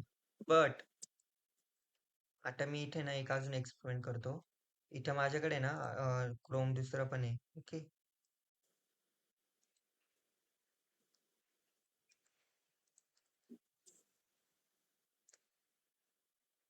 इथे जर मी हिट केली दुसऱ्या क्रोम मध्ये तर मग इथं मला का विचारलं नाही की म्हणजे ऑलरेडी लॉग इन वगैरे. इथे तर ते लॉग आउटच आहे. हम्म. म्हणजे आधी लॉग आउट केलं का लॉग इन नाही लॉग नाही इन आहे तिकडे पण. इकडे तर हम्म. लॉग इनच आहे. ह्या क्रोम मध्ये लॉग हम्म. इनच आहे ते. हम्म. बट मी हे डायरेक्ट दुसऱ्या क्रोम मध्ये पेस्ट केलं ना आता. ते आपल्या कुकीज मध्ये सेव्ह आहे ना क्रेडेन्शियल आधीपासूनच. हा अजून एक गोष्ट आता हा जो क्रोम मी यूज करतोय ओके तर हा क्रोम मध्ये ईमेल आयडी पण वेगळा आहे आणि हे जे कुकीज आहे ना ते ह्या क्रोमच्या प्रोफाईल मध्ये होता. मी हम्म. जेव्हा हिस्ट्री डिलीट करेल ना तेव्हा हिस्ट्री थोडी माझ्या सर्व क्रोमची डिलीट करणार ते. हे तर इकडचीच करेल ना. हो. राईट. तर त्याच्यामुळे तिकडे मला ते दाखवलं नाही तिकडे लॉग इन नाही दाखवलं. कळालं? अच्छा. हम्म. त्याच्यामुळे अ, असं म्हणजे हे केलं जातं एक कॉमन प्रॅक्टिस आहे की ऍडमिन पॅनल आणि युजर पॅनल कधी पण आहे ना दोन वेगवेगळ्या क्रोमवर ओपन करायचे. कळालं? ठीक आहे. आणि समजा जर ऍडमिन ठीक आहे. पॅनल युजर पॅनल एकाच क्रोम मध्ये आपण जर ओपन करतोय ना तर तिथे हम्म. ना हम्म. ते थोडंसं कन्फ्युजन होऊन जातं आपल्या स्क्रिप्टला पण की तो युजर आहे की ऍडमिन आहे कारण डेटा तर आपला कुकीज मध्ये स्टोअर होणार आहे ना. हम्म. म्हणजे युजरचं समजा जर इकडं मी सेशन स्टार्ट केलेलं आहे ना इथे हम्म. युजरचं हम्म. तर तिकडे समजा मी ऍडमिनचं लॉग इन केलं तर ते ऍडमिनचं पण सेशन स्टार्ट होईल ना. हो. मग ते थोडंसं कन्फ्युजन होतं त्याच्यामुळे कधी पण आहे ना ऍडमिन पॅनल युजर पॅनल वेगवेगळ्या पेजवर ओपन करायचं. हे होतं सेशनचं. कळालं हे सेशनचं? हो. त्याच्यानंतर ही नॉर्मल HTML आहे ही नाही एक्सप्लेन करणार. बॉडी टॅग आहे त्याच्यानंतर हे हेडरची आयडी वगैरे हे पूर्ण HTML आहे. हे बघ एम्प्टी सेशन जर समजा if user is not log in जर सेशन एम्प्टी असलं ओके तर हम्म. ते आधी लॉग इन साठी विचारेल आपल्याला. इफ जर युजर लॉग इन असलं तर ते म्हणजे बघ आपल्याला जर लॉग इन नसला तर इथं आपल्याला काय दाखवते लॉग इन डॉट PHP आणि रजिस्ट्रेशन डॉट PHP दाखवत आहे. हम्म. इथं हे दोन ठिकाणी ओके. हम्म. बट जर इथे आपल्याला सेशन भेटतंय युजरचं if user is log in else मध्ये हा म्हणजे सेशन आपलं एम्प्टी नाहीये तर आपण इथे काय दाखवतोय your orders and log out dot PHP. आलं? हम्म. म्हणजे इथे सेशन चेक करताय आणि त्याच्या अकॉर्डिंग ते फक्त पेजेस डिस्प्ले करतो आपण. त्याच्यानंतर हे नॉर्मल सेक्शन्स बार आहे हे पण नॉर्मल आहे. हे नॉर्मली HTML जास्त आपल्या याच्यामध्ये असते. अजून एक आहे ना आता हे सांगतो रजिस्ट्रेशन पेज आपलं हे आता ओके.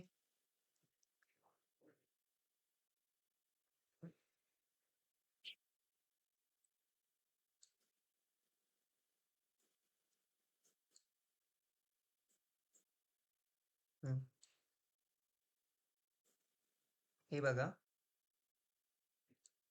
रजिस्ट्रेशन पेजवर क्रिएट अन अकाउंट केलं.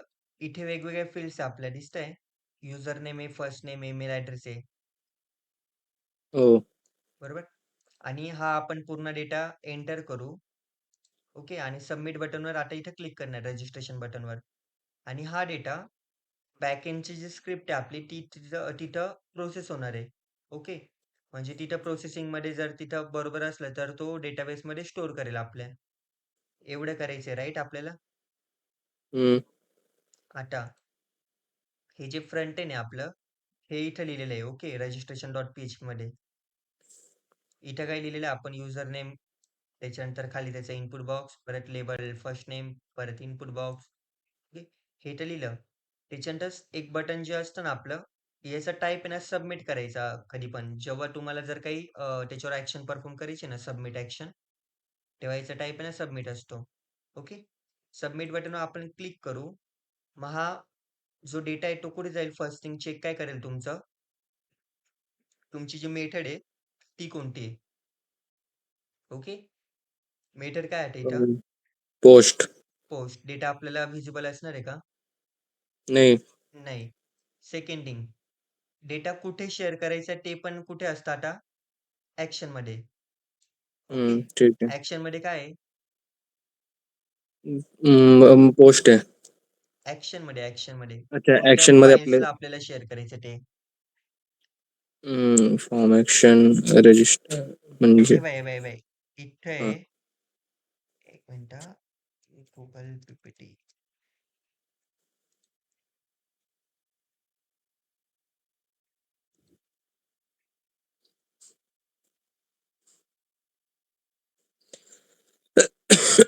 हे बघ, इथे आपण जेव्हा सबमिट बटनवर क्लिक केलं, ॲक्शनमध्ये आपण काय टाकलं होतं बॅकएंडच्या स्क्रिप्टचं नाव?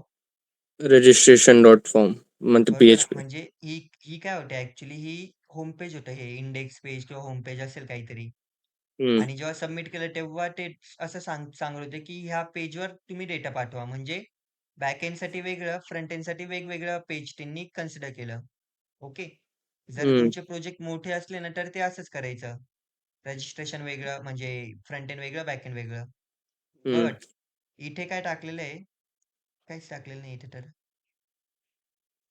मग याचं बॅक एंड कुठे असेल? ह्याचं बॅकएंड नाही मला कळलं नाही आलं. बॅकएंड कुठे असेल तू सांग. कन्फ्युज जर झालो मी. एम्प्टी असला ना, हम्म. जे बॅक एंडची स्क्रिप्ट असते ना, हम्म. त्याच फाईलमध्ये असते. अच्छा, त्याच फाईल मध्ये असते का? हां, कळालं? इथे PHPचं आपण इथेच लिहिलेलं आहे. हो. ओके. आता इथून मी म्हणजे आता हे फ्रंट एंड बॅक एंड एकच रजिस्ट्रेशन PHP मध्येच असं दोघं असं ब असं आहे. बरोबर. ते कसं काय आता दादा म्हणजे? आता हे बघ, मी जर एम्प्टी स्पेसमध्ये जर काय? मी जर एम्प्टी स्पेसमध्ये जर एखाद्या फाईलचं नाव दिलं सपोज बॅकएंडसाठी, तर मग आपण वेगळी करतोय ना. एम्प्टी जर असेल तर एक बरोबर. त्याच्यामध्ये आणि नसेल घ्यायची दुसऱ्या फाईलमध्ये.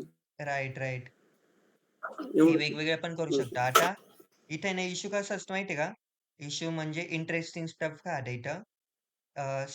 इथे ना समजा तुमची एक फाईल बनवली इंडेक्स हम्म. आता हे बघ इंडेक्स फाईल फर्स्ट रन होते हे माहिती आहे तुम्हाला? हो. आता इंडेक्स फाईल समजा तुम्ही जर बनवलेली आहे. एक मिनिट हां.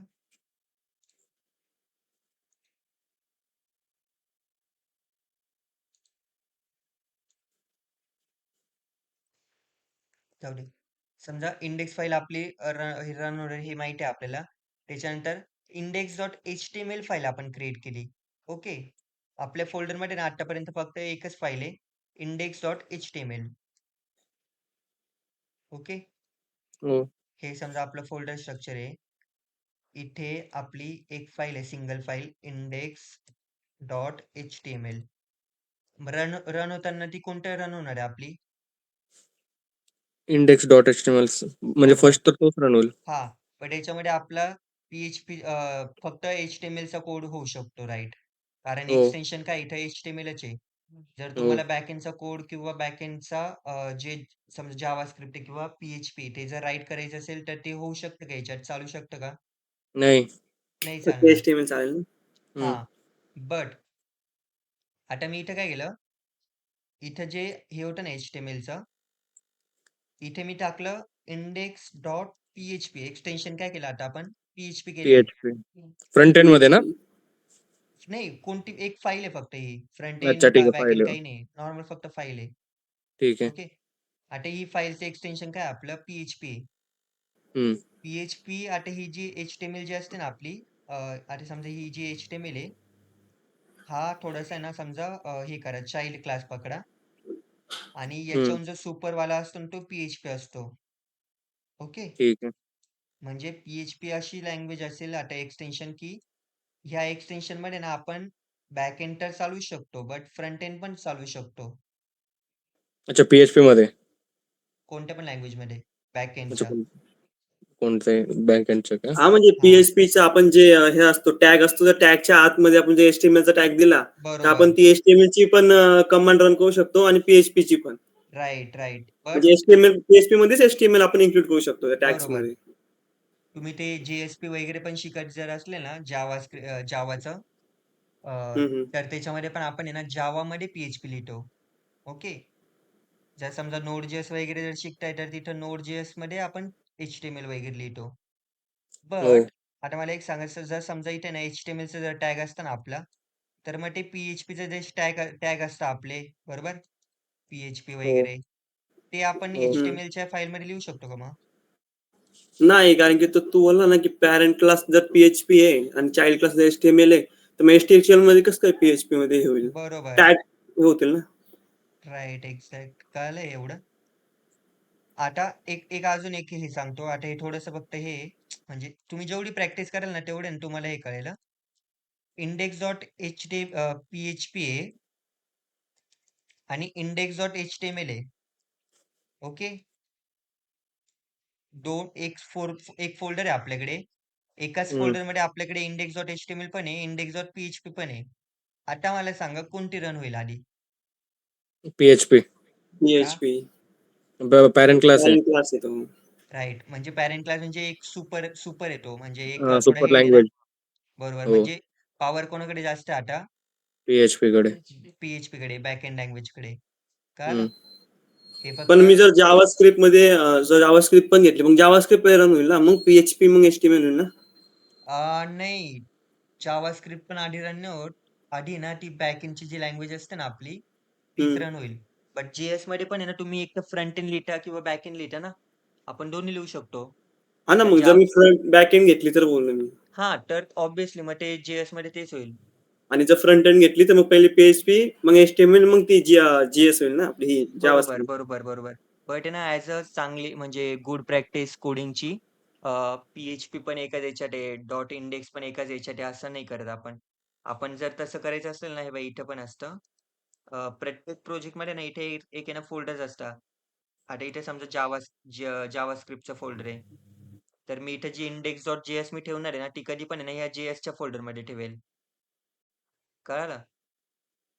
मग आपण ज्या इंडेक्स आणि ज्या फाईल क्रिएट केलाय त्याच्यामध्ये एचटीएमएल आणि पीएचपी इन्क्लूड आहे हा आणि हं. जीएसटी च्या लँग्वेज आहेत म्हणजे जे आपण जे कोड केलाय तो डायरेक्टली अलग फोल्डर मध्ये आहे का. JSचं का? हा का की सगळं सेम याचे हां, एका नाही याच्यामध्ये. JSचा थोडासा फोल्डर थोडंसं असतं ना रे. म्हणजे याच्यातच असतं फर्स्टिंग तर, बट आहे ना काही-काही लायब्ररीज असतं ना आपल्याला त्या आहे ना ऑटोमॅटिक असतं, घ्यावं लागतं आपल्याला. ते आपल्याला राईट नाही करता. आता हे पहा हा जो कोड आहे, हा थोडी मी लिहिलेला आहे. बट हे आता jQueryचं डायरेक्ट लायब्ररी ना. हा त्या लायब्ररी आपण इम्पोर्ट करतोय बरोबर. पण आता तू हं. बोलला की इथे कसं पीएचपी अजून एक आपण. गोष्ट कसं आहे हां, एक कन्फ्युजन एक नको करू. जर .php जर एक्सटेन्शन आहे ना तुमचं, हे .php ला ना थोडेसे ॲडव्हांटेज आहे. .php जर एक्सटेन्शन आहे, तर इथं तुमचा JSचा पण कोड रन होईल. हा मग डॉट इथे कळालं? PHP केलाय का मध्ये. इन्क्लूड जेएसचा कोड काय, काय? जे हां, आता इन्क्लूड इंडेक्सची फाईल आहे जेएस पण आहे केलेलं आहे, आणि केलेलं जावा आहे, एचटीएमएल केलेलं सुद्धा आहे. आहे ना. केलेलं आहे, केलेलं आहे. ह्या फाईलमध्ये आय थिंक वेट. बट आहे ना PHPमध्ये ना कुठेतरी ना म्हणजे केलेलं आहे आपण. करता आणि डेव्हलपर्स असंच करतात. .php एक्सटेन्शन PHPचा जर प्रोजेक्ट आहे ना, PHPमध्येच आपण HTML इथेच लिहितो आणि जी जावास्क्रिप्ट असते ना, ही कधी पण आहे ना स्क्रिप्ट टॅगमध्ये लिहितो. एक मिनिट हां. SCRIPT हे बघ. आता इथे यांनी काय केलेलं आहे आपल्या ह्याच्यामध्ये नॉर्मल आपण आहे ना पूर्ण कोड लिहत नाही बसलेलो आहे. आपल्याला जावास्क्रिप्टच्या डायरेक्ट त्या लायब्ररीज ज्या होत्या ना त्या आपण डायरेक्ट यूज केलेल्या आहे. अच्छा, म्हणजे आता PHP मध्ये दोघं पण करू शकतो. HTML तर होतच आणि JS पण करू शकतो म्हणजे. हा JS पण करू शकता. JS ला पण फक्त तुम्हाला ना स्क्रिप्टचा टॅग यूज करावा लागेल. स्क्रिप्टचा टॅग यूज करायचा JS आणि ह्या मध्ये. ज्या लायब्ररी या पहिले प्रीडिफाईन आहे तर त्या आपण हा. ज्या डाउनलोड करून घेतो सपोज घेतल्या इम्पोर्ट केल्या त्याच्यामधली एक जरी जर म्हणजे चुकीची झाली तर मग तर पुरा नाही रन होणार. होईल का JS नाही तिथं होणार वर्क ते नाही होत. हा. एक ते पण नाही होणार ना ॲनिमेशन वगैरे ते होतच नाही. म्हणजे हम्म, कसं आहे माहिती आहे का? हे पण आहे ना एक प्रॅक्टिस नंतर कळतं. जी HTML ची फाईल आहे, ओके. हम्म. त्यामध्ये तुम्ही HTML चा कोड करू शकताय. जावास्क्रिप्टचा पण कोड HTML मध्ये करू शकता. ओके. काय तर HTML मध्ये का दादा? HTML मध्ये तुम्ही HTML चा कोड तर करताच आहे. बट हो. त्याच्यामध्ये .js वाला जो कोड असतो ना तो पण आपण HTML मध्ये करू शकतो. अच्छा. ओके.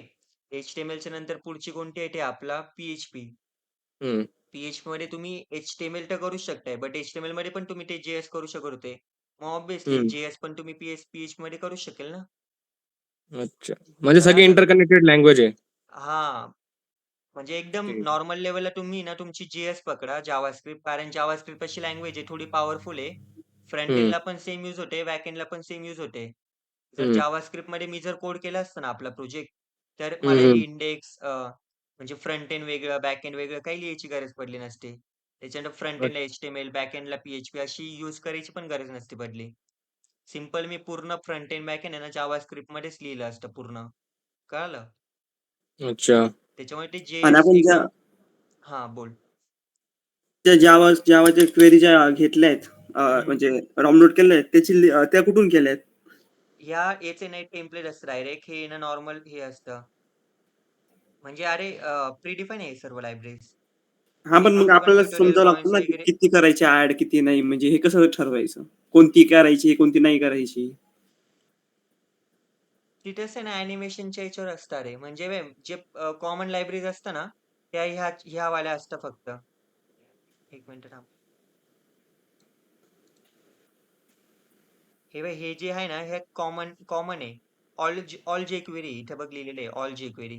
हा त्याच्यानंतर बुटस्ट्रॅपचे जे पण काय आहे ना, हम्म बुटस्ट्रॅपमध्ये पण आपण ॲनिमेशन करतो ना.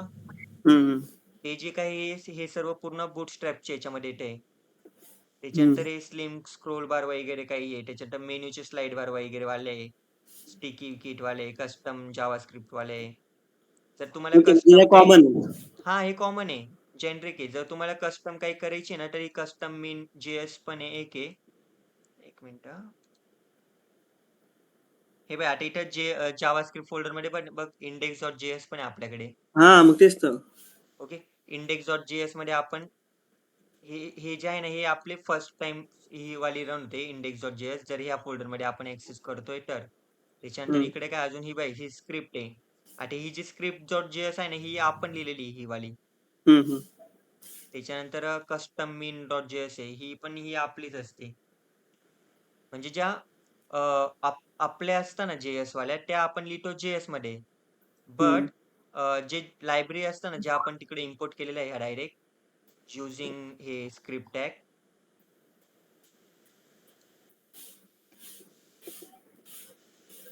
हे बाई हे वालं. ओके. हम्म हे वालं आपल्याला असं कोडमध्ये परत लिहायची गरज नाही पडत. हे तुमच्या ना ऑटोमॅटिक आहे ना तिथे एम्बेड होऊन जातं. हे बघ इथं JS मध्ये ना तुमचं डायरेक्ट लायब्ररी वगैरे ना एक हे असतं. इथं ॲनिमेशन वाली, बूटस्ट्रॅप वाली. ओके. तुम्हाला फक्त जर तुम्हाला स्वतःची करायची आहे तर तुम्हाला फक्त तुमच्या JS फोल्डरमध्ये तशी एक फाईल बनवायची आणि ती तुम्हाला ऍड करायची. बट इथे आपल्याला ऍड केलेली नाहीये. त्याची काही गरज तशी नाहीये. नॉर्मल आहे. हे दादा आता फक्त. एक काम कर ना जेवढे आपण जे वेब पेजेस तयार केले बरोबर हम्म. तर एक पहिलं वेब पेज हा त्याची हम्म. फ्रंट एंड बॅक एंड दोन्ही समजून सांग ना म्हणजे एक एक पेज करून म्हणजे जर नाही त्यांनी ऐक विचारलं ऐक. पेज हे बॅक एंड हा किंवा हे हा. सांग एक मिनिट एक मिनिट. प्रत्येक पेजचं ना मी बॅक एंड काही सांगणार नाही. कारण ना तुम्हाला अशा गोष्टी मी सांगतोय की जेणेकरून आहे ना तुम्हाला इझी रीड करायला इझी जाईल आणि ना बॅक एंडचं लॉजिक काय लावलेलं आहे ते नेमकं आहे ना तुम्हाला समोरच्याला एक्सप्लेन करता येईल. कारण प्रत्येक कोडमध्ये ना काहीच नाही नॉर्मल फक्त ते HTML, CSS तेच आहे. त्याच्यामुळे मी तुम्हाला फोकस कशावर करतोय बॅक एंडचं जे काही यूज केलं ना आपण त्याच्यावर करतोय. कळालं? हम्म, हम्म, अजून हम्म. थोडंसं बाकी आहे आपलं सेशन. वेट. आणि अजून एक जी ऍडमिनचं जे होतं ना ते तुम्ही पासवर्ड टाकला होता काहीतरी पहिले हम्म. ते केला होता त्या ऍडमिनचं आहे ना काय होतं की आपण तिथं जातो ह्याच्यामध्ये बघ रजिस्ट्रेशनच्या ह्याच्यामध्ये आपण मेनू मध्ये सगळं ते नाही का ऍडमिनच्या तर जोपर्यंत आपण ऍडमिनचा पासवर्ड वगैरे टाकत नाही तोपर्यंत आपल्याला दाखवलं नाही पाहिजे ना सगळं फूड वगैरे ते काही जे काही आहे आपलं डेटाबेस जेवढा पण तर ते विदाऊट लॉग इन करता पण दाखवतंय. म्हणजे आता जसं की एक काम एक कर मिनिट थांब ते थांब थांब थांब थांब एक मिनिट. आपण त्या पॉइंटवर येऊ ना तेव्हा ते मला सांग चालेल. ठीक लिंक आहे. थोडीशी बिघडते. आतापर्यंत एवढं कळालं ना तुला? हा आता बाय इथून आपला ना जो HTML होता आपला फ्रंट एंड इथून आपण ते ऍक्सेस केलं first name last name email ID बरोबर आणि हे ऍक्सेस कुठून करतो आपण नेम वरून. ओके आता नेम वरून ऍक्सेस कसं करतोय ते सांगतो. वरची आपली जी बॅकएंडची स्क्रिप्ट आहे इथे ना हा एक सिंटॅक्स आहे. इथे आपल्याला असं लिहावं लागतं. समजा जर आपल्या पोस्ट वरून डेटा आलेला आहे ना ओके तर आपल्याला $_पोस्ट आणि त्याच्यामध्ये जे नेम आहे ना म्हणजे जे आपल्याला व्हेरिएबल ऍक्सेस करायचे ते आपल्याला तिथे मेन्शन करावं लागतं. कळालं? म्हणजे मी जे बोलतोय ना की सर्व्हरकडे आपण ते ऍक्सेस करणार आहे ते युजिंग नेम तर ते असं ऍक्सेस करतो आपण. ओके इसेट आहे इसेट यूज का केलेला आपण जर सबमिट बटन जर सेट असेल म्हणजे प्रॉपरली व्हॅल्यू फिल असेल तरच खालचे ऍक्शन आपण परफॉर्म करायचे आहे. ओके त्याच्यामध्ये पण आपण अजून व्हॅलिडेशन काय लावलंय एम्प्टी म्हणजे फर्स्ट नेम वाली जर फील्ड एम्प्टी असेल किंवा ऑर लास्ट नेम वाली जर फील्ड एम्प्टी आहे किंवा हे जे आहे ना हे ऑरचं सिम्बॉल आहे ऑर ईमेल वाली एम्प्टी आहे किंवा फोन वाली एम्प्टी आहे. जर काहीतरी एम्प्टी असलं ना तर मेसेज डिस्प्ले काय करा simple all fields must be required. हे कळालं? हॅलो कळलं. हो बट जर ऑल फील्ड सेट आहे सबमिट बटन प्रॉपरली सेट आहे तर आपल्याला डेटाबेसची क्युरी रन करायची आहे बरोबर. आता इथं चेक युजर नेम करतोय आधी आपण युजर नेम पण चेक करतोय. MySQL क्वेरी एक फंक्शन आहे डेटाबेस पास केला आपण select user name from user name column name आहे युजर्स टेबल आहे where user name equal to post मध्ये आपण काय केलं युजर नेम टाईप केलं म्हणजे ह्या फील्डचं म्हणजे ते चेक करते की ते युजर नेम ऑलरेडी होतं की नव्हतं. ओके एक्झिस्टिंग वाला सेम आपण ईमेल चेक केलं एक इथं. हे पण नॉर्मल आहे ना आपलं एसक्यूएल आहे जर तुम्ही एसक्यूएल शिकलं असेल तर. ओके त्याच्यानंतर पासवर्ड वगैरे पण आपण आता इथं मॅच केला <6 पाहिजे <6 पाहिजे. फोन नंबर पण आपण इथं 10 अंकापेक्षा मोठाच पाहिजे. हे सर्व व्हॅलिडेशन इथं एकदा चेक केले. ओके त्याच्यानंतर मग फायनली आपण मग ती इन्सर्ट क्युरी चालवली. युजर टेबलमध्ये user name first name last name हे सर्व सेव्ह होईल आणि ज्या व्हॅल्यूज असेल ह्या व्हॅल्यूज कोणत्या असेल मग हे आपण डायरेक्ट पास काय केलंय जे पोस्टने आपण ऍक्सेस केलेलं आहे ते पास केलं. कळालं? म्हणजे इथे फक्त पोस्ट नॉर्मल मध्ये सिंटॅक्स आहे. URL नंबर नाही ना नाही इथे फक्त नॉर्मल डायरेक्ट सिंटॅक्स नेम आहे. दिसेल. हा आणि इथे फक्त तुम्हाला टाईप करायचं जे काही तिकडून ऍक्सेस करायचं ते ओके आणि बस. आणि हे बघ इथं जावा स्क्रिप्ट केली बघ इथं स्क्रिप्ट इक्वल टू आता ही HTML मध्ये टाकली आपण. ओके इथं फंक्शन केलं आणि इथं काय घेत गेट 11 बाय आयडी सेंटर आणि लोकेशन आपण म्हणजे जर पूर्ण ती क्वेरी झालेली तर आपल्याला रिडायरेक्ट कुठे करायचं आपल्याला ते लॉग इन PHP मध्ये हा त्याच्यानंतर आणि हे नॉर्मल हे HTML आहे. अजून एक गोष्ट हे तर पूर्ण प्रोजेक्ट मध्ये ना गेट पोस्ट हे दोनच कन्सेप्ट यूज होणार आहे. त्याच्यानंतर हे जे SQL चे क्वेरी ना ते रन होणार आहे. ओके आणि जर कोणी विचारलं की प्रोजेक्ट तुम्ही कसा बनवलेला आहे तर सांगायचं युजिंग क्रूड ऑपरेशन्स आम्ही परफॉर्म केलेला आहे प्रोजेक्ट बनवलेला आहे. ओके कुठलं ऑपरेशन आता क्रूड क्रूड एक मिनिट पेन पुढे येईल आपलं. हा हे बाय युझिंग क्रूड ऑपरेशन्स आम्ही प्रोजेक्ट डेव्हलप केलेला आहे. क्रूड ऑपरेशन काय असतं माहिती आहे? नाही. गेट पोस्ट आपण केलेलं आहे. क्रूड हम्म, ऑपरेशन्स काय असतात? सी म्हणजे काय येतं आपलं क्रिएट. म्हणजे ह्या आहे ना ठीक आहे. डेटाबेसच्या क्युरी असतात जे आपल्याला ना प्रोजेक्ट मध्ये रन करावं लागतं. हम्म, आता क्रिएट कसं?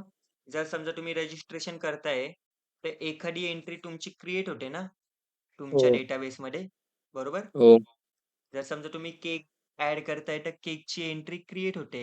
केकचा हम्म, कॉलम रो क्रिएट होतोय तुमच्या केक टेबल मध्ये, बरोबर?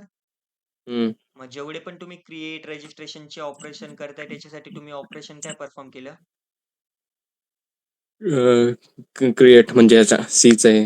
बरोबर, सॉरी. C create. आणि हम्म. एसक्यूएल ची क्वेरी कोणती परफॉर्म केली ह्या केसमध्ये? क्रिएट. बरोबर, क्रिएट टेबल, क्रिएट किंवा इन्सर्ट टेबल, इन्सर्ट वाली पण हं. हम्म, म्हणजे इन्सर्ट मध्ये पण एक रो क्रिएट होते ना तिथं. हम्म, हम्म. त्याच्यानंतर आर. आर ऑपरेशन काय आहे? Read ready. बरोबर, रीड. रीड. आता आपण लॉग इन करतोय किंवा युजर पॅनल मध्ये ते युअर ऑर्डर फेच करतोय किंवा कोणते केक्स आहे आपण ते फेच करतोय. काही पण हम्म. गोष्ट जी फेच करेल आपण ती कसं करेल? ती रीड ने करू. ओके. हम्म. रीड करताना ठीक. कोणती एसक्यूएल क्वेरी आपण यूज करतोय? Select star from. फ्रॉम आठवलं? तर हे रीडचं. यूजचं काय असतं? जर समजा तुम्ही पासवर्ड तुम्हाला चेंज करायचा आहे, अपडेट करायचा आहे किंवा ती जी एखादी ऑर्डर आहे, तिची प्राइस आहे, केक आहे, तिचं तुम्हाला अपडेट करायची आहे. बरोबर? युजर नेम आहे ते तुम्हाला चेंज करायचं आहे. तर कोणती ऑपरेशन परफॉर्म होईल इथं? Update update. याच्यासाठी एसक्यूएल क्वेरी कोणती रन करणार तुम्ही? सिलेक्ट स्टार फ्रॉम नाही, अपडेट नाही. वेअर हा, बरोबर. येस. अपडेट वाली. आणि हे जे काय असेल ना हे पूर्ण नॉर्मल असणार आहे. HTML असेल, वर ते गेट पोस्ट वगैरे काहीतरी ते असेल, व्हेरिएबल ऍक्सेस केलेले असेल आणि फक्त ही ही एक आहे ना हे लक्षात ठेवा तुम्ही. एक मिनिट. हे जे MySQL क्वेरी फंक्शन आहे ना, हम्म. फक्त हे फंक्शन तुम्ही ना लक्षात ठेवा की MySQL क्वेरी नावाचं एक फंक्शन आहे. इथं फर्स्ट पॅरामीटर आपल्याला DB नेम पास करावं लागतं की कोणत्या डेटाबेस मध्ये आपल्याला ती व्हॅल्यू स्टोअर करायची आहे, परफॉर्म करायचं आहे. आणि जी एसक्यूएल क्वेरी आपली ती इथं करावी लागते, पास करावी लागते. कळालं? म्हणजे तुम्ही जे पण काही क्रूडच्या क्वेरी आहे ना, क्रिएट, रीड वगैरे, ते तुम्हाला जर रन करायचे आहे ना सिंपल प्रोजेक्टमध्ये, फक्त MySQL क्वेरी एक फंक्शन यूज करा. त्याच्यामध्ये तुम्ही डेटाबेस नेम पास करा की कोणता डेटाबेस आहे आणि सिंपल दुसऱ्या पॅरामीटरमध्ये ती क्वेरी पास करून द्या. वर आपण पास काय केलेली क्वेरी? युजर टेबल आहे. युजर टेबलमध्ये आपण ते जे व्हॅल्यूज ह्या स्टोअर करतोय. आणि ही पूर्ण क्वेरी ही स्टोअर कुठे केलेली आहे आपण? एका व्हेरिएबलमध्ये स्टोअर केलेली आहे आणि ते व्हेरिएबल फक्त आपण पास करून देतोय. कळालं? म्हणजे व्हेरिएबल 1 व्हेरिएबल MQ2 टाकू शकतो मग दुसरं काय करायचं असेल तसं ना. हां, इथं तर तुम्ही टाकू शकता डायरेक्ट. डबल कोट्समध्ये डायरेक्ट टाकू शकता ती क्वेरी वगैरे. आणि इथं डेटाबेसमध्ये पण तुम्ही डबल कोट्समध्ये डेटाबेस नेम टाकू शकता एक एक DB वगैरे. कळालं? म्हणजे एक्झॅक्टली माय क्वेरी हे तुझं फंक्शन आहे आणि ते आपण रन जे करतं. डॉलर काय ते MQL ही हं. आपली कमांड आहे जी काय असेल ती हा हां, ती माय क्वेरी मध्ये डेटाबेस आहे आपला DB बरोबर. मध्ये तू ती कमांड सेव्ह करतोय जी आपण जी वरती केली आहे. हं. ओके म्हणजे फक्त एसक्यूएल क्वेरीज रन करण्यासाठी तुम्हाला फंक्शन आहे MySQL क्वेरी. हा एसक्यूएल जर तुम्हाला रन करायचं तर तुम्ही नाही का ते CMD ओपन करता. ते डेटा म्हणजे क्रिएट करता ना तिथं CMD वर टाइप करायचो आपण क्रिएट टेबल. हम्म. बट फक्त हे युजिंग कोडिंग आहे ना हे एक फंक्शन आहे. अशी आपण कोणती पण एसक्यूएल ची क्वेरी रन करू शकेल. कळलं? ओके दादा एक अजून एक होतं ते जे फाईल आहे ना फाईल हं. ते .php ने का सेव्ह केलं? HTML पण करू शकलो असतो ना म्हणजे विचारतोय. नाही आता आपल्याला बॅकएंडचा कोड लिहायचा ना रे. हो. बॅकएंडच्या कोडसाठी आपण स्क्रिप्ट कोणती यूज करतोय? PHP. अच्छा. PHP जर यूज करतो तर ऑब्व्हियसली त्याला PHP मध्ये आपल्याला लिहावं लागेल .php. जेव्हा मी .php टाकतो ना, तेव्हा कधी पण हम्म. आहे ना .php जर मी टाकला ना, तर आहे ना ते चेक करतं की तुमच्या लॅपटॉपमध्ये ना PHP वगैरे इन्स्टॉल आहे का नाही. PHP जर हम्म. असलं तर ते पण कसं करतं, इथे समजा जर आपण XAMPP फोल्डर ओपन केलं ना, इथे PHP फोल्डर दिसतं. ओके. हम्म. या PHP फोल्डरमध्ये ना पूर्ण त्याच्या लायब्ररी जे पण त्याला काही लागणार आहे ना, त्या. हम्म. तर जेव्हा आपण अच्छा. .php टाकतो ना, तर ते हे चेक करते आणि हे जर याला दिसते PHP फोल्डर आहे आपल्या सर्व्हरमध्ये, XAMPPमध्ये, हम्म. तर मग ते रन करतंय स्क्रिप्ट. चालेल. कळलं? आणि HTML चालेल. जे आहे ना, ते कॉमन आहे. ते आपल्या डायरेक्ट लॅपटॉपमध्येच असतं बाय डिफॉल्ट. त्याच्यामुळे ते रन होऊन जातं. त्याच्यामुळे त्याला वेगळे काही सॉफ्टवेअर डाउनलोड करायची गरज पडत नाही. ठीक आहे. ओके. अजून एक काय होतं, एक लास्ट डी पण एक ऑपरेशन आहे. डी म्हणजे काय असेल? डिलीट. राईट. आपण एखाद्या क्वेरी केकची जी एंट्री डिलीट करतोय किंवा युजर आहे तो डिलीट करतोय, तर ऑपरेशन परफॉर्म होणार आहे आपलं डिलीट वालं. ओके. हे रजिस्ट्रेशन मध्ये होतं. आता समजा सेम जर आपण बघितलं ना, इकडं लॉग इन मध्ये जर गेलो आपण, लॉग इन एक मिनिट, इंडेक्स थांब, ऍडमिन मध्ये चेक करत होतो आपण. Log in. Okay. Log in मध्ये काय इथं हे बघ, सेशन स्टार्ट ऑलरेडी हे नॉर्मल असेल. Session start is set post submit. Submit म्हणजे ते काय, लॉग इन बटन तुमचं तुम्ही क्लिक केलेलं आहे की नाही केलेलं आहे ते चेक करतंय. ओके. युजर नेम आहे, पासवर्ड आहे आणि लॉग इन बटन आहे. आलं इथं. हे बघ, खाली जर बघितलं ना तर ते असेल इथं इनपुट बॉक्स मध्ये युजर नेम, पासवर्ड आणि एक बटन होता तो सबमिट. यांना ऍक्सेस करायचं आपल्याला, युजर नेम, पासवर्ड आणि या व्हॅल्यू चेक करायच्या आपल्याला की या डेटाबेस मध्ये आहे की नाही. तर हे ऍक्सेस कसं केलं, फर्स्ट थिंग आपण काय करतोय, पोस्ट करतोय, शेअर करतोय डेटा. चेक करताना काय केलं, पोस्ट केलं म्हणजे तो चेक केलं मेथड. ऍक्शन काय आहे, डबल कोट्स आहे म्हणजे काय आहे, की याच पेजमध्ये आपलं बॅकएंड आहे. तर चेनी चेक केलं वर आहे की खाली आहे. आता ते कुठे पण असलं तरी चालतं. ओके. असं नाही आहे की वरच पाहिजे खालीच पाहिजे. म्हणजे वर खाली म्हणजे तुला समजलं नाही मला, म्हणजे कसं? PHP ची जी स्क्रिप्ट आहे ना, ती आपण कुठे लिहिलेली आहे, ह्या फॉर्मच्या वर लिहिलेली आहे ना. हम्म. तर तर ते बोलतोय की अच्छा, ही जी तसं. PHP ची जी स्क्रिप्ट ही खाली पण लिहिली ना आपण या फाईल मध्ये तरी हम्म. चालते. अच्छा. होय. वर PHP ची स्क्रिप्ट होते, इथं चेक काय केलं, सबमिट बटन क्लिक आहे की नाही. त्याच्यानंतर आपलं ते जे व्हेरिएबल्स होते तो आपण फेच कसं केला, पोस्ट यूज केलं, इथं नेम पास केलं आणि इथं ह्या व्हेरिएबल मध्ये स्टोअर केलं. बरोबर. User name. बस. त्याच्यानंतर एम्प्टी, ते एम्प्टी आहे का नाही ते चेक केलं आपण. त्याच्यानंतर इथं आता लॉग इनची पण एक क्वेरी असणार आहे ना आपली, जशी तिकडं हो. क्रिएटची होती. लॉग इनची क्वेरी मध्ये काय असणार आहे, select star from user table मधून where user name equal to user name. आता इथं पास काय केलेलं आहे बघा, युजर नेम पास केलेलं आहे म्हणजे हा हा व्हेरिएबल पास केलेला आहे आपण. ओके. अच्छा. असं आपण असं नाही पास करते user name equal to Dheeraj. असं जर पास केलं तर ते डायरेक्ट हार्ड कोड होईल ना. हो. म्हणजे फक्त धीरजच्या याच्यासाठी यूज करेल. तर आपण पास काय करतोय, डायरेक्ट हा व्हेरिएबल पास करतोय आणि हा व्हेरिएबल काय आहे, जो फ्रंट एंड वरून आपण घेतलेले आहे ते. बरोबर. तरी पास हम्म. केलं, चेक केलं and password equal to MD5 password आहे. आता MD5 काय माहिती आहे? डेटाबेस ऑफ फिफ्थ आहे का? नाही. MD5 काय आहे, म्हणजे हे एक आहे ना इन्क्रिप्शन फंक्शन आहे. तुमचा जो हम्म. काही डेटा असतो, ओके, तो कधी पण आहे ना इन्क्रिप्ट होऊन स्टोर होतो. अच्छा. ओके. आता इथं मला बघ, इथं नॉर्मल ईमेल आयडी वगैरे विजिबल आहे.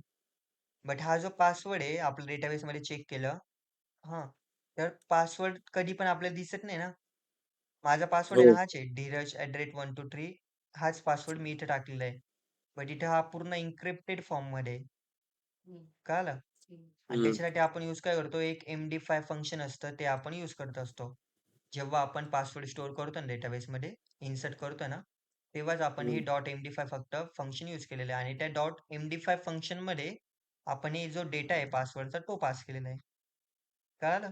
त्याच्यामुळे ते इन्क्रिप्टेड होऊन तिथं आपल्याला डिस्प्ले होतंय इथं डेटाबेस मध्ये. पण जर ते यूज नाही केलं तर डायरेक्ट पासवर्ड दिसेल का? हा, डायरेक्ट पासवर्ड दिसतो, विजिबल असेल. पण मग त्याचा ऍक्सेस तर फक्त डेव्हलपर्सलाच असेल ना. जो कोड असतो ना, तो कधी पण डेव्हलपरने लिहिलेला असतो. ओके. त्याच्यामुळे त्यांच्यावर आहे की त्यांना इन्क्रिप्शन फंक्शन यूज करायचंय की नाही करायचंय. आणि मोस्ट ऑफ दी PHP प्रोजेक्टमध्ये ना यूज काय करता हे MD5 करता. जर प्रोजेक्ट आहे ना वेगळ्या स्क्रिप्टचा आहे समजा Node.js वगैरेचा आहे थोडा ॲडव्हान्स आहे तर तिथे ना SH फंक्शन यूज करता एन्क्रिप्शनसाठी. कळालं हे? हो. ओके. हम्म.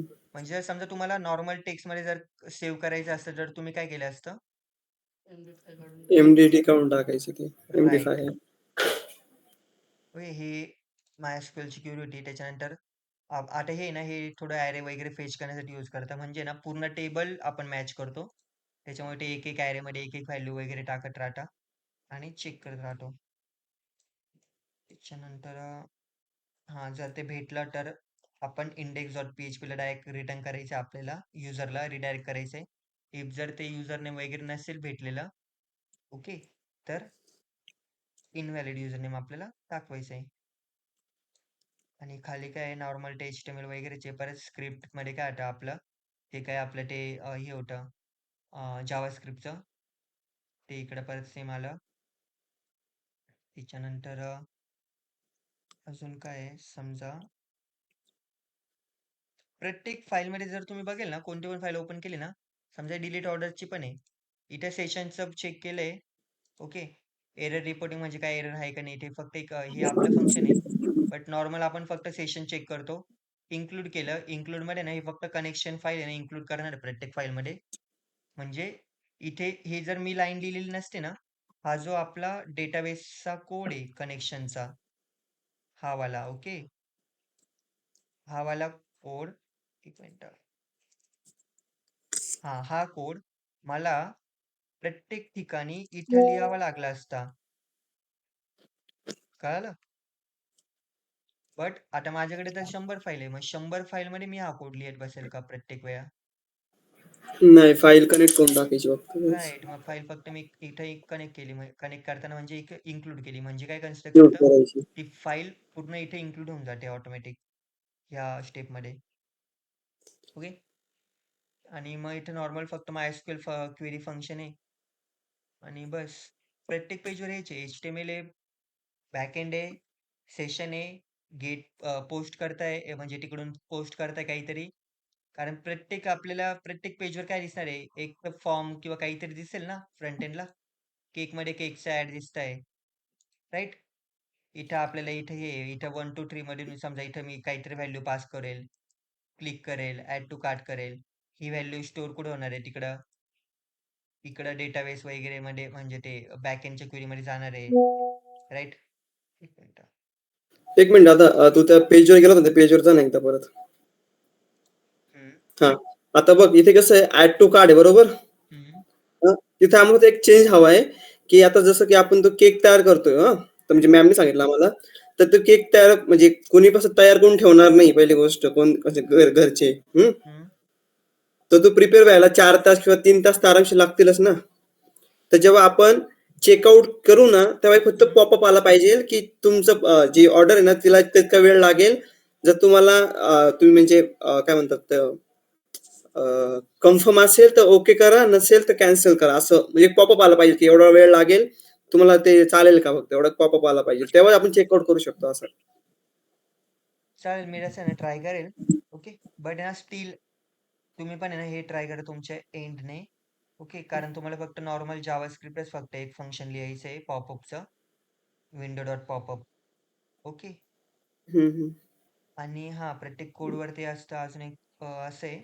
जर समजा एक्सटर्नल तुम्हाला विचारतोय की कोणता हा जो कोड आहे हा कोणत्या पेजवर आहे ते तुम्हाला सांगितलं ना? restaurant.php आधी वगैरे. माहिती रेस्टॉरंट हां. आणि जी ऍडमिनची फाईल आहे ना ऍडमिनची जी आता ह्याच्यात जाईल आपण होतो बघ ह्याच्यात जायचो आपण ऍडमिन मध्ये जातो ते मेनू येतो म्हणजे आपण ऍड करू शकतो सर्व काही ते. तर त्या ऍडमिन आपण जोपर्यंत हे लॉग इन करतो तेव्हाच आपल्याला ते सगळं दिसेल ना डेटाबेस आपला जेवढा आहे ते. म्हटलं का? मधलं. एक मिनिट. हां.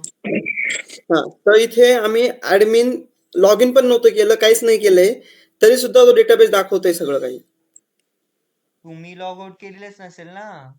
आपण नाही हे ना बघा log out. एक कन्सेप्ट मी तुम्हाला अजून एक सांगितली नाही. जेव्हा तुम्ही लॉग इन करताय तेव्हा सेशन स्टार्ट होतंय. बट लॉग आउटच्या पेजवर लॉगआउटच्या इथे ना इथं बघ सेशन डिस्ट्रॉय नावाचे पण फंक्शन असतं लिहिलेलं. जेव्हा पण लॉगआउटवर आपण क्लिक करतो ना हे सेशन डिस्ट्रॉय होऊन जातं. जर तुम्ही फर्स्ट थिंग ना तुम्हाला लॉगआउटच्या बटनवर क्लिक करायचं आहे. ओके. जर तुम्ही लॉगआउटच्या बटनवर क्लिक केलं ना मग नंतर नेक्स्ट टाइम तुम्ही लॉग इन करेल ना तो डेटा वगैरे काही डिस्प्ले होणारच नाही तुम्हाला. समजलं? आता मी समजा जर इथे एकदा लॉग इन करून ठेवलेलं आहे ना आणि क्रोम डायरेक्ट जरी बंद करून देतोय ना मे बी कधी कधी कसं असतं ते जे सेशन्स असतात ना आपले ते लॅपटॉप समजा जर आपलं थोडं चांगलं असलं ना ओके तर ते सेशन वगैरे ते डिलीट करत नाही आणि ते बाय डिफॉल्ट ना 30 का काहीतरी दिवस असतं वाटतं ते क्रोमचं एवढं मला माहिती नाही बट असतं ते तर ना ते लॉग इन ऑटोमॅटिक होऊन जातं. आता मी पण काय करतो एकदा समजा जर एखाद्या प्रोजेक्टवर वर्क करतो ना लॉग इन करून सोडून देतो आणि लॉग इनवर क्लिक करून देतो आणि वर्क आहे ना त्याच्यावर मी करत राहतो. बट मला नंतर समजा 2 दिवसांनी समजा जर मला आता ते पेजचं काम काही नाहीये म्हणजे त्या युजरचं काम नाही तेव्हा मी लॉग आउट करून देतो. मग ते सेशन डिस्ट्रॉय होऊन जातं. मग परत मला त्या पेजवर जायचं असलं ना परत मला लॉग इन वगैरे करावं लागतं. पण आता असं झालंय की आम्ही तो पासवर्ड पण आणि युजर नेम पण विसरलोय आणि नंतर आम्ही क्रिएट करायला जायचो तर ते काहीतरी नंबर मागायचा तर काहीच कळत नाही आम्हाला ते काय करावं मग आता. नंबर म्हणजे ऍडमिनचा का? ऍडमिनचा क्रिएट नका करू तुम्ही. ऍडमिनचं काय करा माहिती का? हे बघ. एक हं. मिनिट.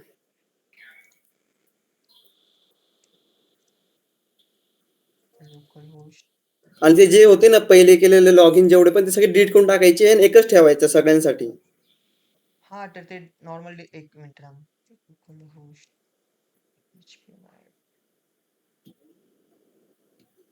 सिंपल आहे झॅम्पवर जायचं इथे ना ऍडमिनवर क्लिक करायचं हां. सेव्ह ओपन होऊन जाईल.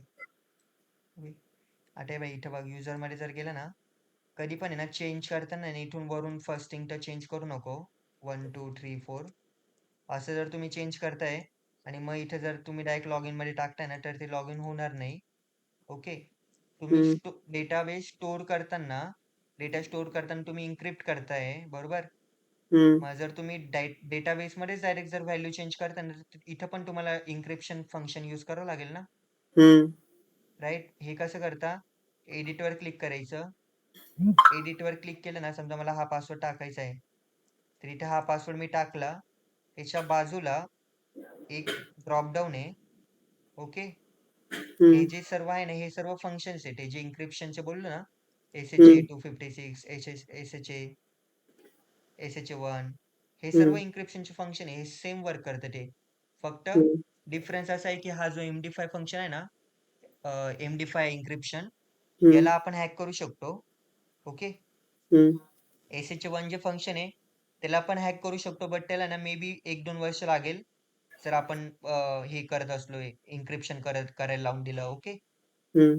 त्याच्यानंतर SHA 256 चे एक अजून ऍडव्हान्स अल्गोरिदम आहे आतापर्यंतचा त्याला तुम्ही म्हणजे 200 ते 300 काहीतरी वर्षे ते लागेल जर आता स्टार्ट केलं आपण तर कंटिन्युअस हं. इन्क्रिप्शन करायला.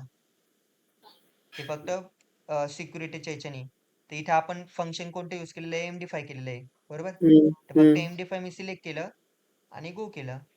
गो केलं तर इथं स्टोअर होताना नाही ना आता जो पासवर्ड असेल ना एक मिनिट थांब.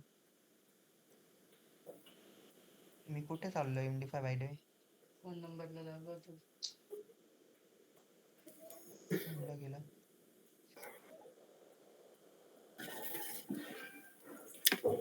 93 70 14 34 हा अशा व्हॅल्यू टाकून द्यायच्या परत. ओके. 1 2 3 4 आहे ना इथं इथं मला MD5 चालवायचं इथे MD5 टाकवलं आणि गो केला. ओके आलं इथं. आता आता हे तुम्ही यूज करू शकता तिकडं. ओके. आता हे ऍडमिनचं आहे. ऍडमिनच्या याच्यामध्ये बघा ऍडमिनच्या याच्यामध्ये पण आहे ना 2 केलेले आहे. हे पण तुम्ही तयार करू शकताय. बट ऍडमिनच्या याच्यामध्ये ना तुम्ही डायरेक्ट आहे ना हा पासवर्ड पण चेंज करा. ऍडमिनचा ईमेल आयडी आहे.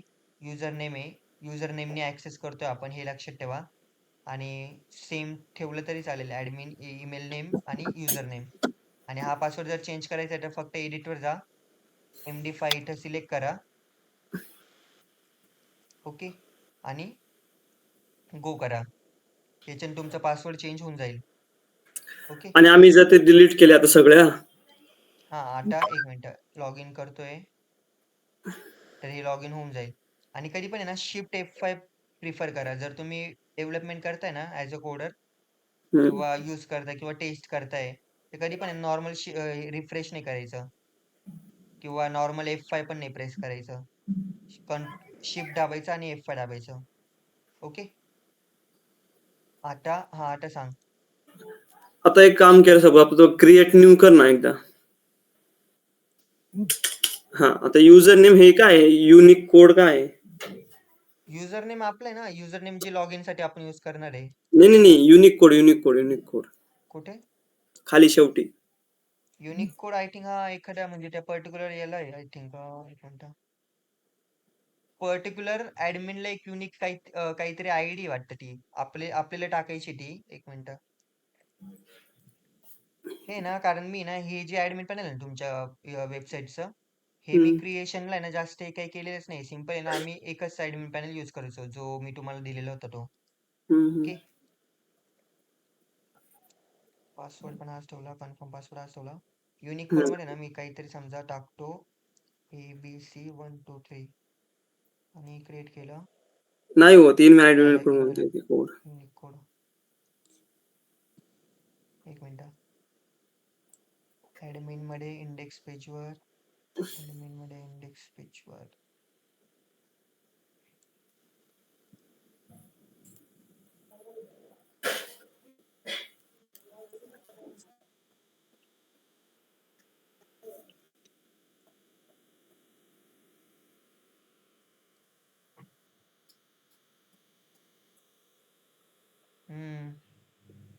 नाही ते युनिक कोड वगैरे ना ते नका करू. कारण ना हे जे प्रोजेक्ट्स आहे ना हे ना डेव्हलपर्सने ना असे डेव्हलप केलेले आहे ना. ओके. तर त्याच्यामध्ये ना तिथं जर आपल्याला एक्स्ट्रा म्हणजे ते हे फंक्शनॅलिटी वगैरे जर आपल्याला यूज करायची असले ना इकडं, तर ते ना आम्हाला ते परचेस पण करावं लागतं. हे मग वाले. तो युनिक कोडचा जो हे आहे ना कोड तो डिलीट करून टाक ना, म्हणजे तो नकोस. कारण की नाही मग आम्हाला जर नवीन डिलीट नाही करू शकत. तिथं डिलीट जर केलं ना तर ते परत आहे ना त्या फॉर्म मध्ये पण चेंजेस होईल. त्याच्यानंतर जी बॅकएंडची वरची जी आपली फाईल आहे, क्युरी आहे, तिथं पण मला ते इन्सर्ट क्युरी हम्म, मधून ते परत सगळ्यांकडनं ना परत रिमूव्ह करावं लागेल. आणि हे रिमूव्ह करायला ना परत मग जो आम्ही डेटाबेस आहे क्रिएट ना कसं आपला, करू? हा डेटाबेस परत हम्म. इथे ना हा थोडा चेंज करावा लागेल. दॅट्स वाय मी तुम्हाला बोललेलो का होतं की हा साइन इन आहे ना, साइन इनचं एकच ऍडमिन पॅनल यूज करा, जे इथं मी ऑलरेडी दिलेलं होतं तुम्हाला. क्रिएशनच्या भानगडीत आहे ना इथं पडू मग एक नका काम कर जाऊ. ना दादा, एक काम कर, मी डेस्क ऑन करतो. माझ्या याच्यावर फक्त ना ऍडमिनचा पासवर्ड आणि ते युजर नेम एकदा नीट म्हणजे हे नाही करून नाही दे. नाही लिसन. हे हा. तुला काही कळलं नाही का मी काय बोललो हे? हे हे मी रिसेट. कळालं कसं व्हायचं. मग बस ना रिसेट आपल्याला फक्त रिसेट करायचं आहे. एडिट मध्ये जाऊन ना, हा.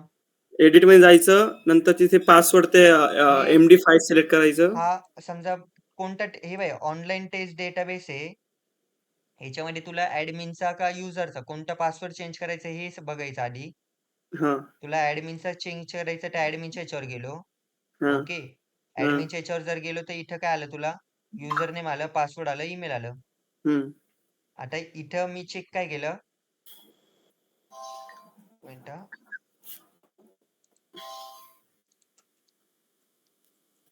इथे विदाउट युनिक कोड होईल का? नाही होते. इथे चेक काय केलं? इथे हे सर्व होतं. समजा मला जर पासवर्ड चेंज करायचा होता, मी काय केलं एडिटवर गेलो. एडिटवर घेऊन इथं मी पासवर्ड टाकला. ओके. हम्म. हम्म. पासवर्डवर मी फक्त MD5 सिलेक्ट केलं. हे लिहून ठेवा तुम्ही. MD5 तुम्हाला सिलेक्ट करायचं आहे आणि खाली गो हम्म. करून द्यायचं. बस बस. ओके सर, समजलं. हे एवढं मी शिकवतोय तर फक्त त्याचा यूज करा तसा. आणि अजून एक गोष्ट, एक मिनिट. आणि हा जो कोडवाला आहे ना, हा वाला ऍडमिन पॅनल वाला, जिथं कोडवाले दिसते ना तुम्हाला, ज्या फील्ड मध्ये कोडवाले टाकलेलं आहे, हम्म.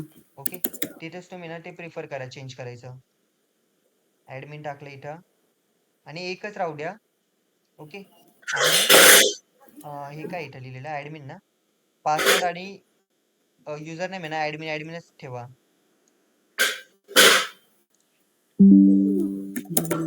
लोकल होस्ट ऍडमिन ऍडमिन ठेवा. कोडमध्ये जिथं कोड तिथं.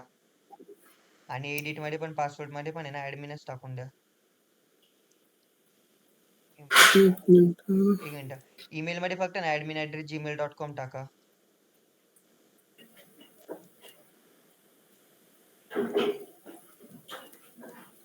इथं मी काय केलं कंट्रोल शिफ्ट F5 केलं.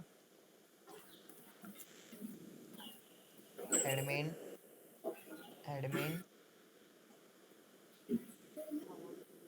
ओके लॉग इन झालं. ओके ऍडमिन डेटाबेसला जायचं ज्यामध्ये ट्रेन काढून घे. ट्रेन काढतो का त्याच्या नंतर? ऍडमिन किती पोस्ट काढतो. आता ऍडमिन मध्ये ना माय एसक्यूएल मध्ये जायचं ना का डीबी हेल्थ केअर तिथे खूप सारे आलेत. कुठे आता मी गेलोय ऍडमिन मध्ये तर याच्या इथं आपल्या बोलतोय का डेटाबेस मध्ये PHP ऍडमिनला? आम्ही डेटाबेस मध्ये गेलोय. तिथे ऍडमिन टेबल दिसतंय तुला ऍडमिन? एक मिनिट मी ऍडमिन टेबल शोधतोय. एक मिनिट थांबा. तिथे मला फक्त DB health care information scheme my SQL DB health care inform अरे तिथं ऑनलाईन ड्रेस दिसते का तुला? हा ऑनलाईन रेज दिसतंय. त्याच्यावर क्लिक कर. हा गेलो तिथे ऍडमिन हा आता मला ऍडमिन ऍडमिन चेंज करायचंय. ओके तिथे मी आता एडिट वर जाणार.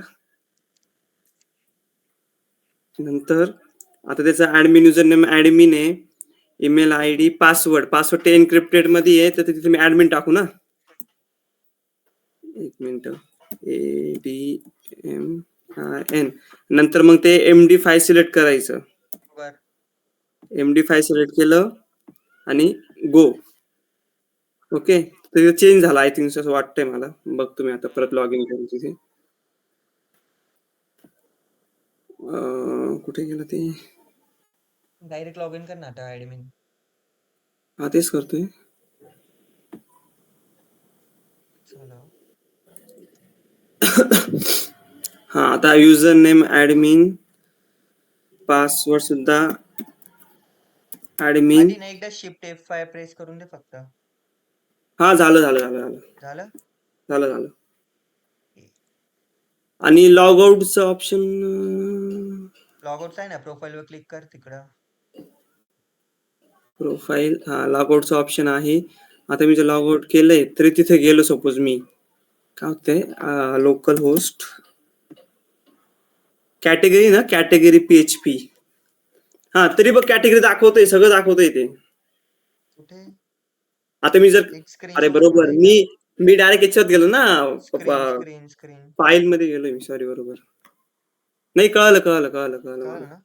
हा कारण की मी डायरेक्ट फाईल मध्ये जातोय ना त्याच्यामुळे दिसेलच मला ते. हम्म ओके समजलं.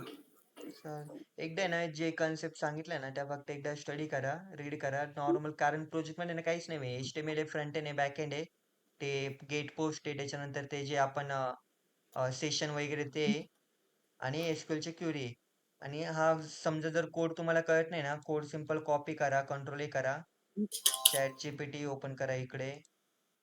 एक मिनिट. ChatGPT फर्स्ट थिंग तर जर तुम्हाला पूर्ण टेक्निकल वे मध्ये अंडरस्टँड करायचं असेल तर कोड पेस्ट करा आणि एवढ्या त्याचे इन्फॉर्मेशन वगैरे ते पूर्ण टेक्निकल मध्ये सांगतं.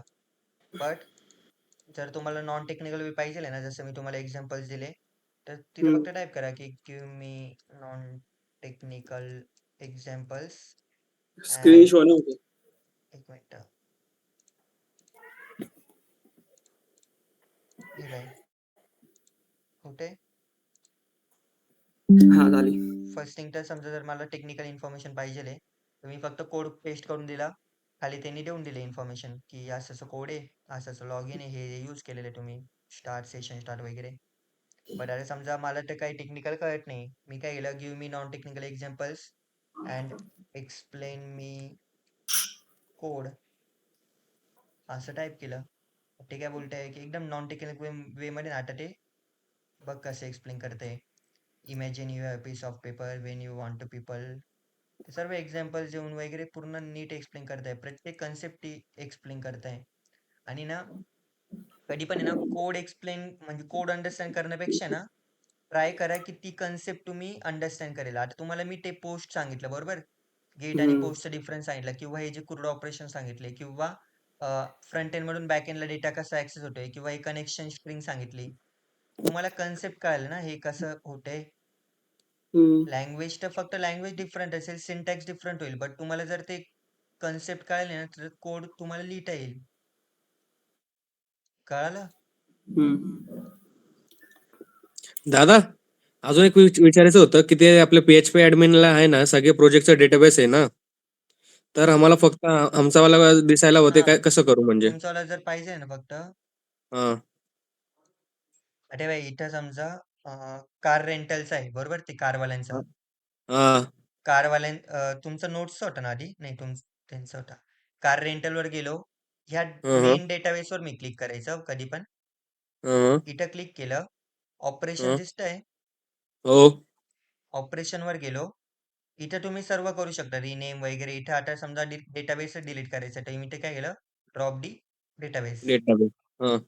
क्लिक केलं. ओके केलं. हम्म. गेला तो डेटाबेस. ठीक आहे. बट फक्त ह्या मेन याच्यावर क्लिक करा. ऑनलाईन रेसवरच क्लिक करा. जर समजा तुम्ही याच्यावर क्लिक करताय एखाद्या टेबलवर आणि नंतर मग ते ऑपरेशन्सवर क्लिक करताय. मग इथे हा. तुम्हाला ऑपरेशन न बघा असेल डिलीट दी टेबल. हो. हे नका करू. फक्त ह्या ऑनलाईन रेसवरच क्लिक करा मेन याच्यावर. मग ऑपरेशनवर करा. मग तुम्हाला इथे येईल ड्रॉप दी टेबल. ओके. अच्छा, मग दादा म्हणजे आता समजा आता केक तुझ्याकडे आहे ना आमचा केकचा वाला प्रोजेक्ट, हा तर याच्यात कुठे भेटेल PHP ऍडमिन समजा म्हणजे विचारतोय. हे काय ऑनलाईन रेस्ट. ऑनलाईन रेशमध्ये जायचं, ठीक आहे. बस ऑपरेशनवर ते गेलो अच्छा. हा. आणि ड्रॉप केला. ठीक आहे. बस डिलीट होऊन जातो. अच्छा, हे ठीक आहे. आणि परत जर तुम्हाला इन्सर्ट करायचं नाही इम्पोर्ट परत इथं जायचं. एकदा न्यू करायचा. न्यू हम्म. मध्ये ना डेटाबेसचं नाव टाकायचं. ऑनलाईन अंडरस्कोर रेस्ट क्रिएट हो. करायचा. हो. इम्पोर्ट वर जायचं कारण आपल्याला ती हो. इम्पोर्ट करायची फाईल. इम्पोर्ट वर गेलं तर इथं चूज फाईल असेल. ठीक आहे. चूज फाईल गेलं. ती फाईल कुठे आता आपली डेटाबेसची .sql वाली htdocs टेक्स्पार्क S15. हम्म. इथं माझी ना ही बाई ही वाली. ओके अच्छा, हे तुम्हाला पण ऑनलाईन. तुमच्याकडे पण असेल SQL फाईल. ऑनलाईन हम्म. रेस हम्म. ओपन केली आणि खाली फक्त इम्पोर्ट केली. जर ग्रीन आलं तर समजायचं की झालेलं आहे. आणि मग फक्त परत ते पासवर्ड वगैरे रिसेट करून द्या. तुम्हाला येत आहे ते रिसेट करता. आणि हम्म. हा जो हे कोड आहे आमचा येऊन पूर्ण. गेला मग. हा आणि हा जो पूर्ण फोल्डर आहे आपलं प्रोजेक्टचं. हे हा. कोणत्या पण फोल्डर मध्ये आपण ठेवू शकत नाही कारण आपण जर हे सर्व्हर स्टार्ट करतोय ना तर हा सर्व्हर असं पण काम नाही करत की पूर्ण लॅपटॉपला सर्व्हर कन्सिडर करतोय. ते फक्त एक्सप्लेन ठीक आहे. करण्यासाठी सांगितलं. बट आहे ना ऍक्च्युअल कसं होतंय हा जो फोल्डर आहे आपला झॅम्प वाला हा हम्म. वाला htdocs वाला. इथं फक्त तुम्ही जे फोल्डर ठेवेल ना या htdocs हम्म. फोल्डर मध्ये त्यालाच फक्त ते सर्व्हर मध्ये रन करतं. ओके. ठीक आहे. फक्त तेवढंच म्हणजे ते एक पार्ट बस. एवढं करतो पण. हा म्हणजे त्याच्यामुळे मी ना प्रोजेक्टचं जे फोल्डर आहे ना आपले PHP ते फक्त इथं पेस्ट केलं. मग तुम्हाला काय करायचं ते PHP प्रोजेक्ट इथं पेस्ट करायचा आणि डेटाबेस हम्म. तिकडून न्यू क्रिएट करायचा आणि तो इम्पोर्ट करायचा आणि पासवर्ड रिसेट करायचे. झालं चालू. डेटाबेस न्यू समजलं? क्रिएट करून पासवर्ड रिसेट करून मग सुरू करायचं असं. बस. कळलं, ठीक आहे. दादा अजून एक विचारायचं होतं, ते आम्हाला ना ग्रुपमध्ये कोड टाकायचं होतं, तर व्हॉट्सअपमध्ये ह्या प्रोजेक्टचं कसं करू शकतो म्हणजे एडिट कोड जर केलेलं? टाकायचा आहे ना तर हा, ह्या ज्या फाईल मी ग्रुपमध्ये एक्सप्लेन सगळं. केलं ना हो. हो. त्याच टाक म्हणजे वेगळ्या कोणत्या नको टाकू. हा हा एक टाक कनेक्शन वाला कारण हा. हा मेन आहे.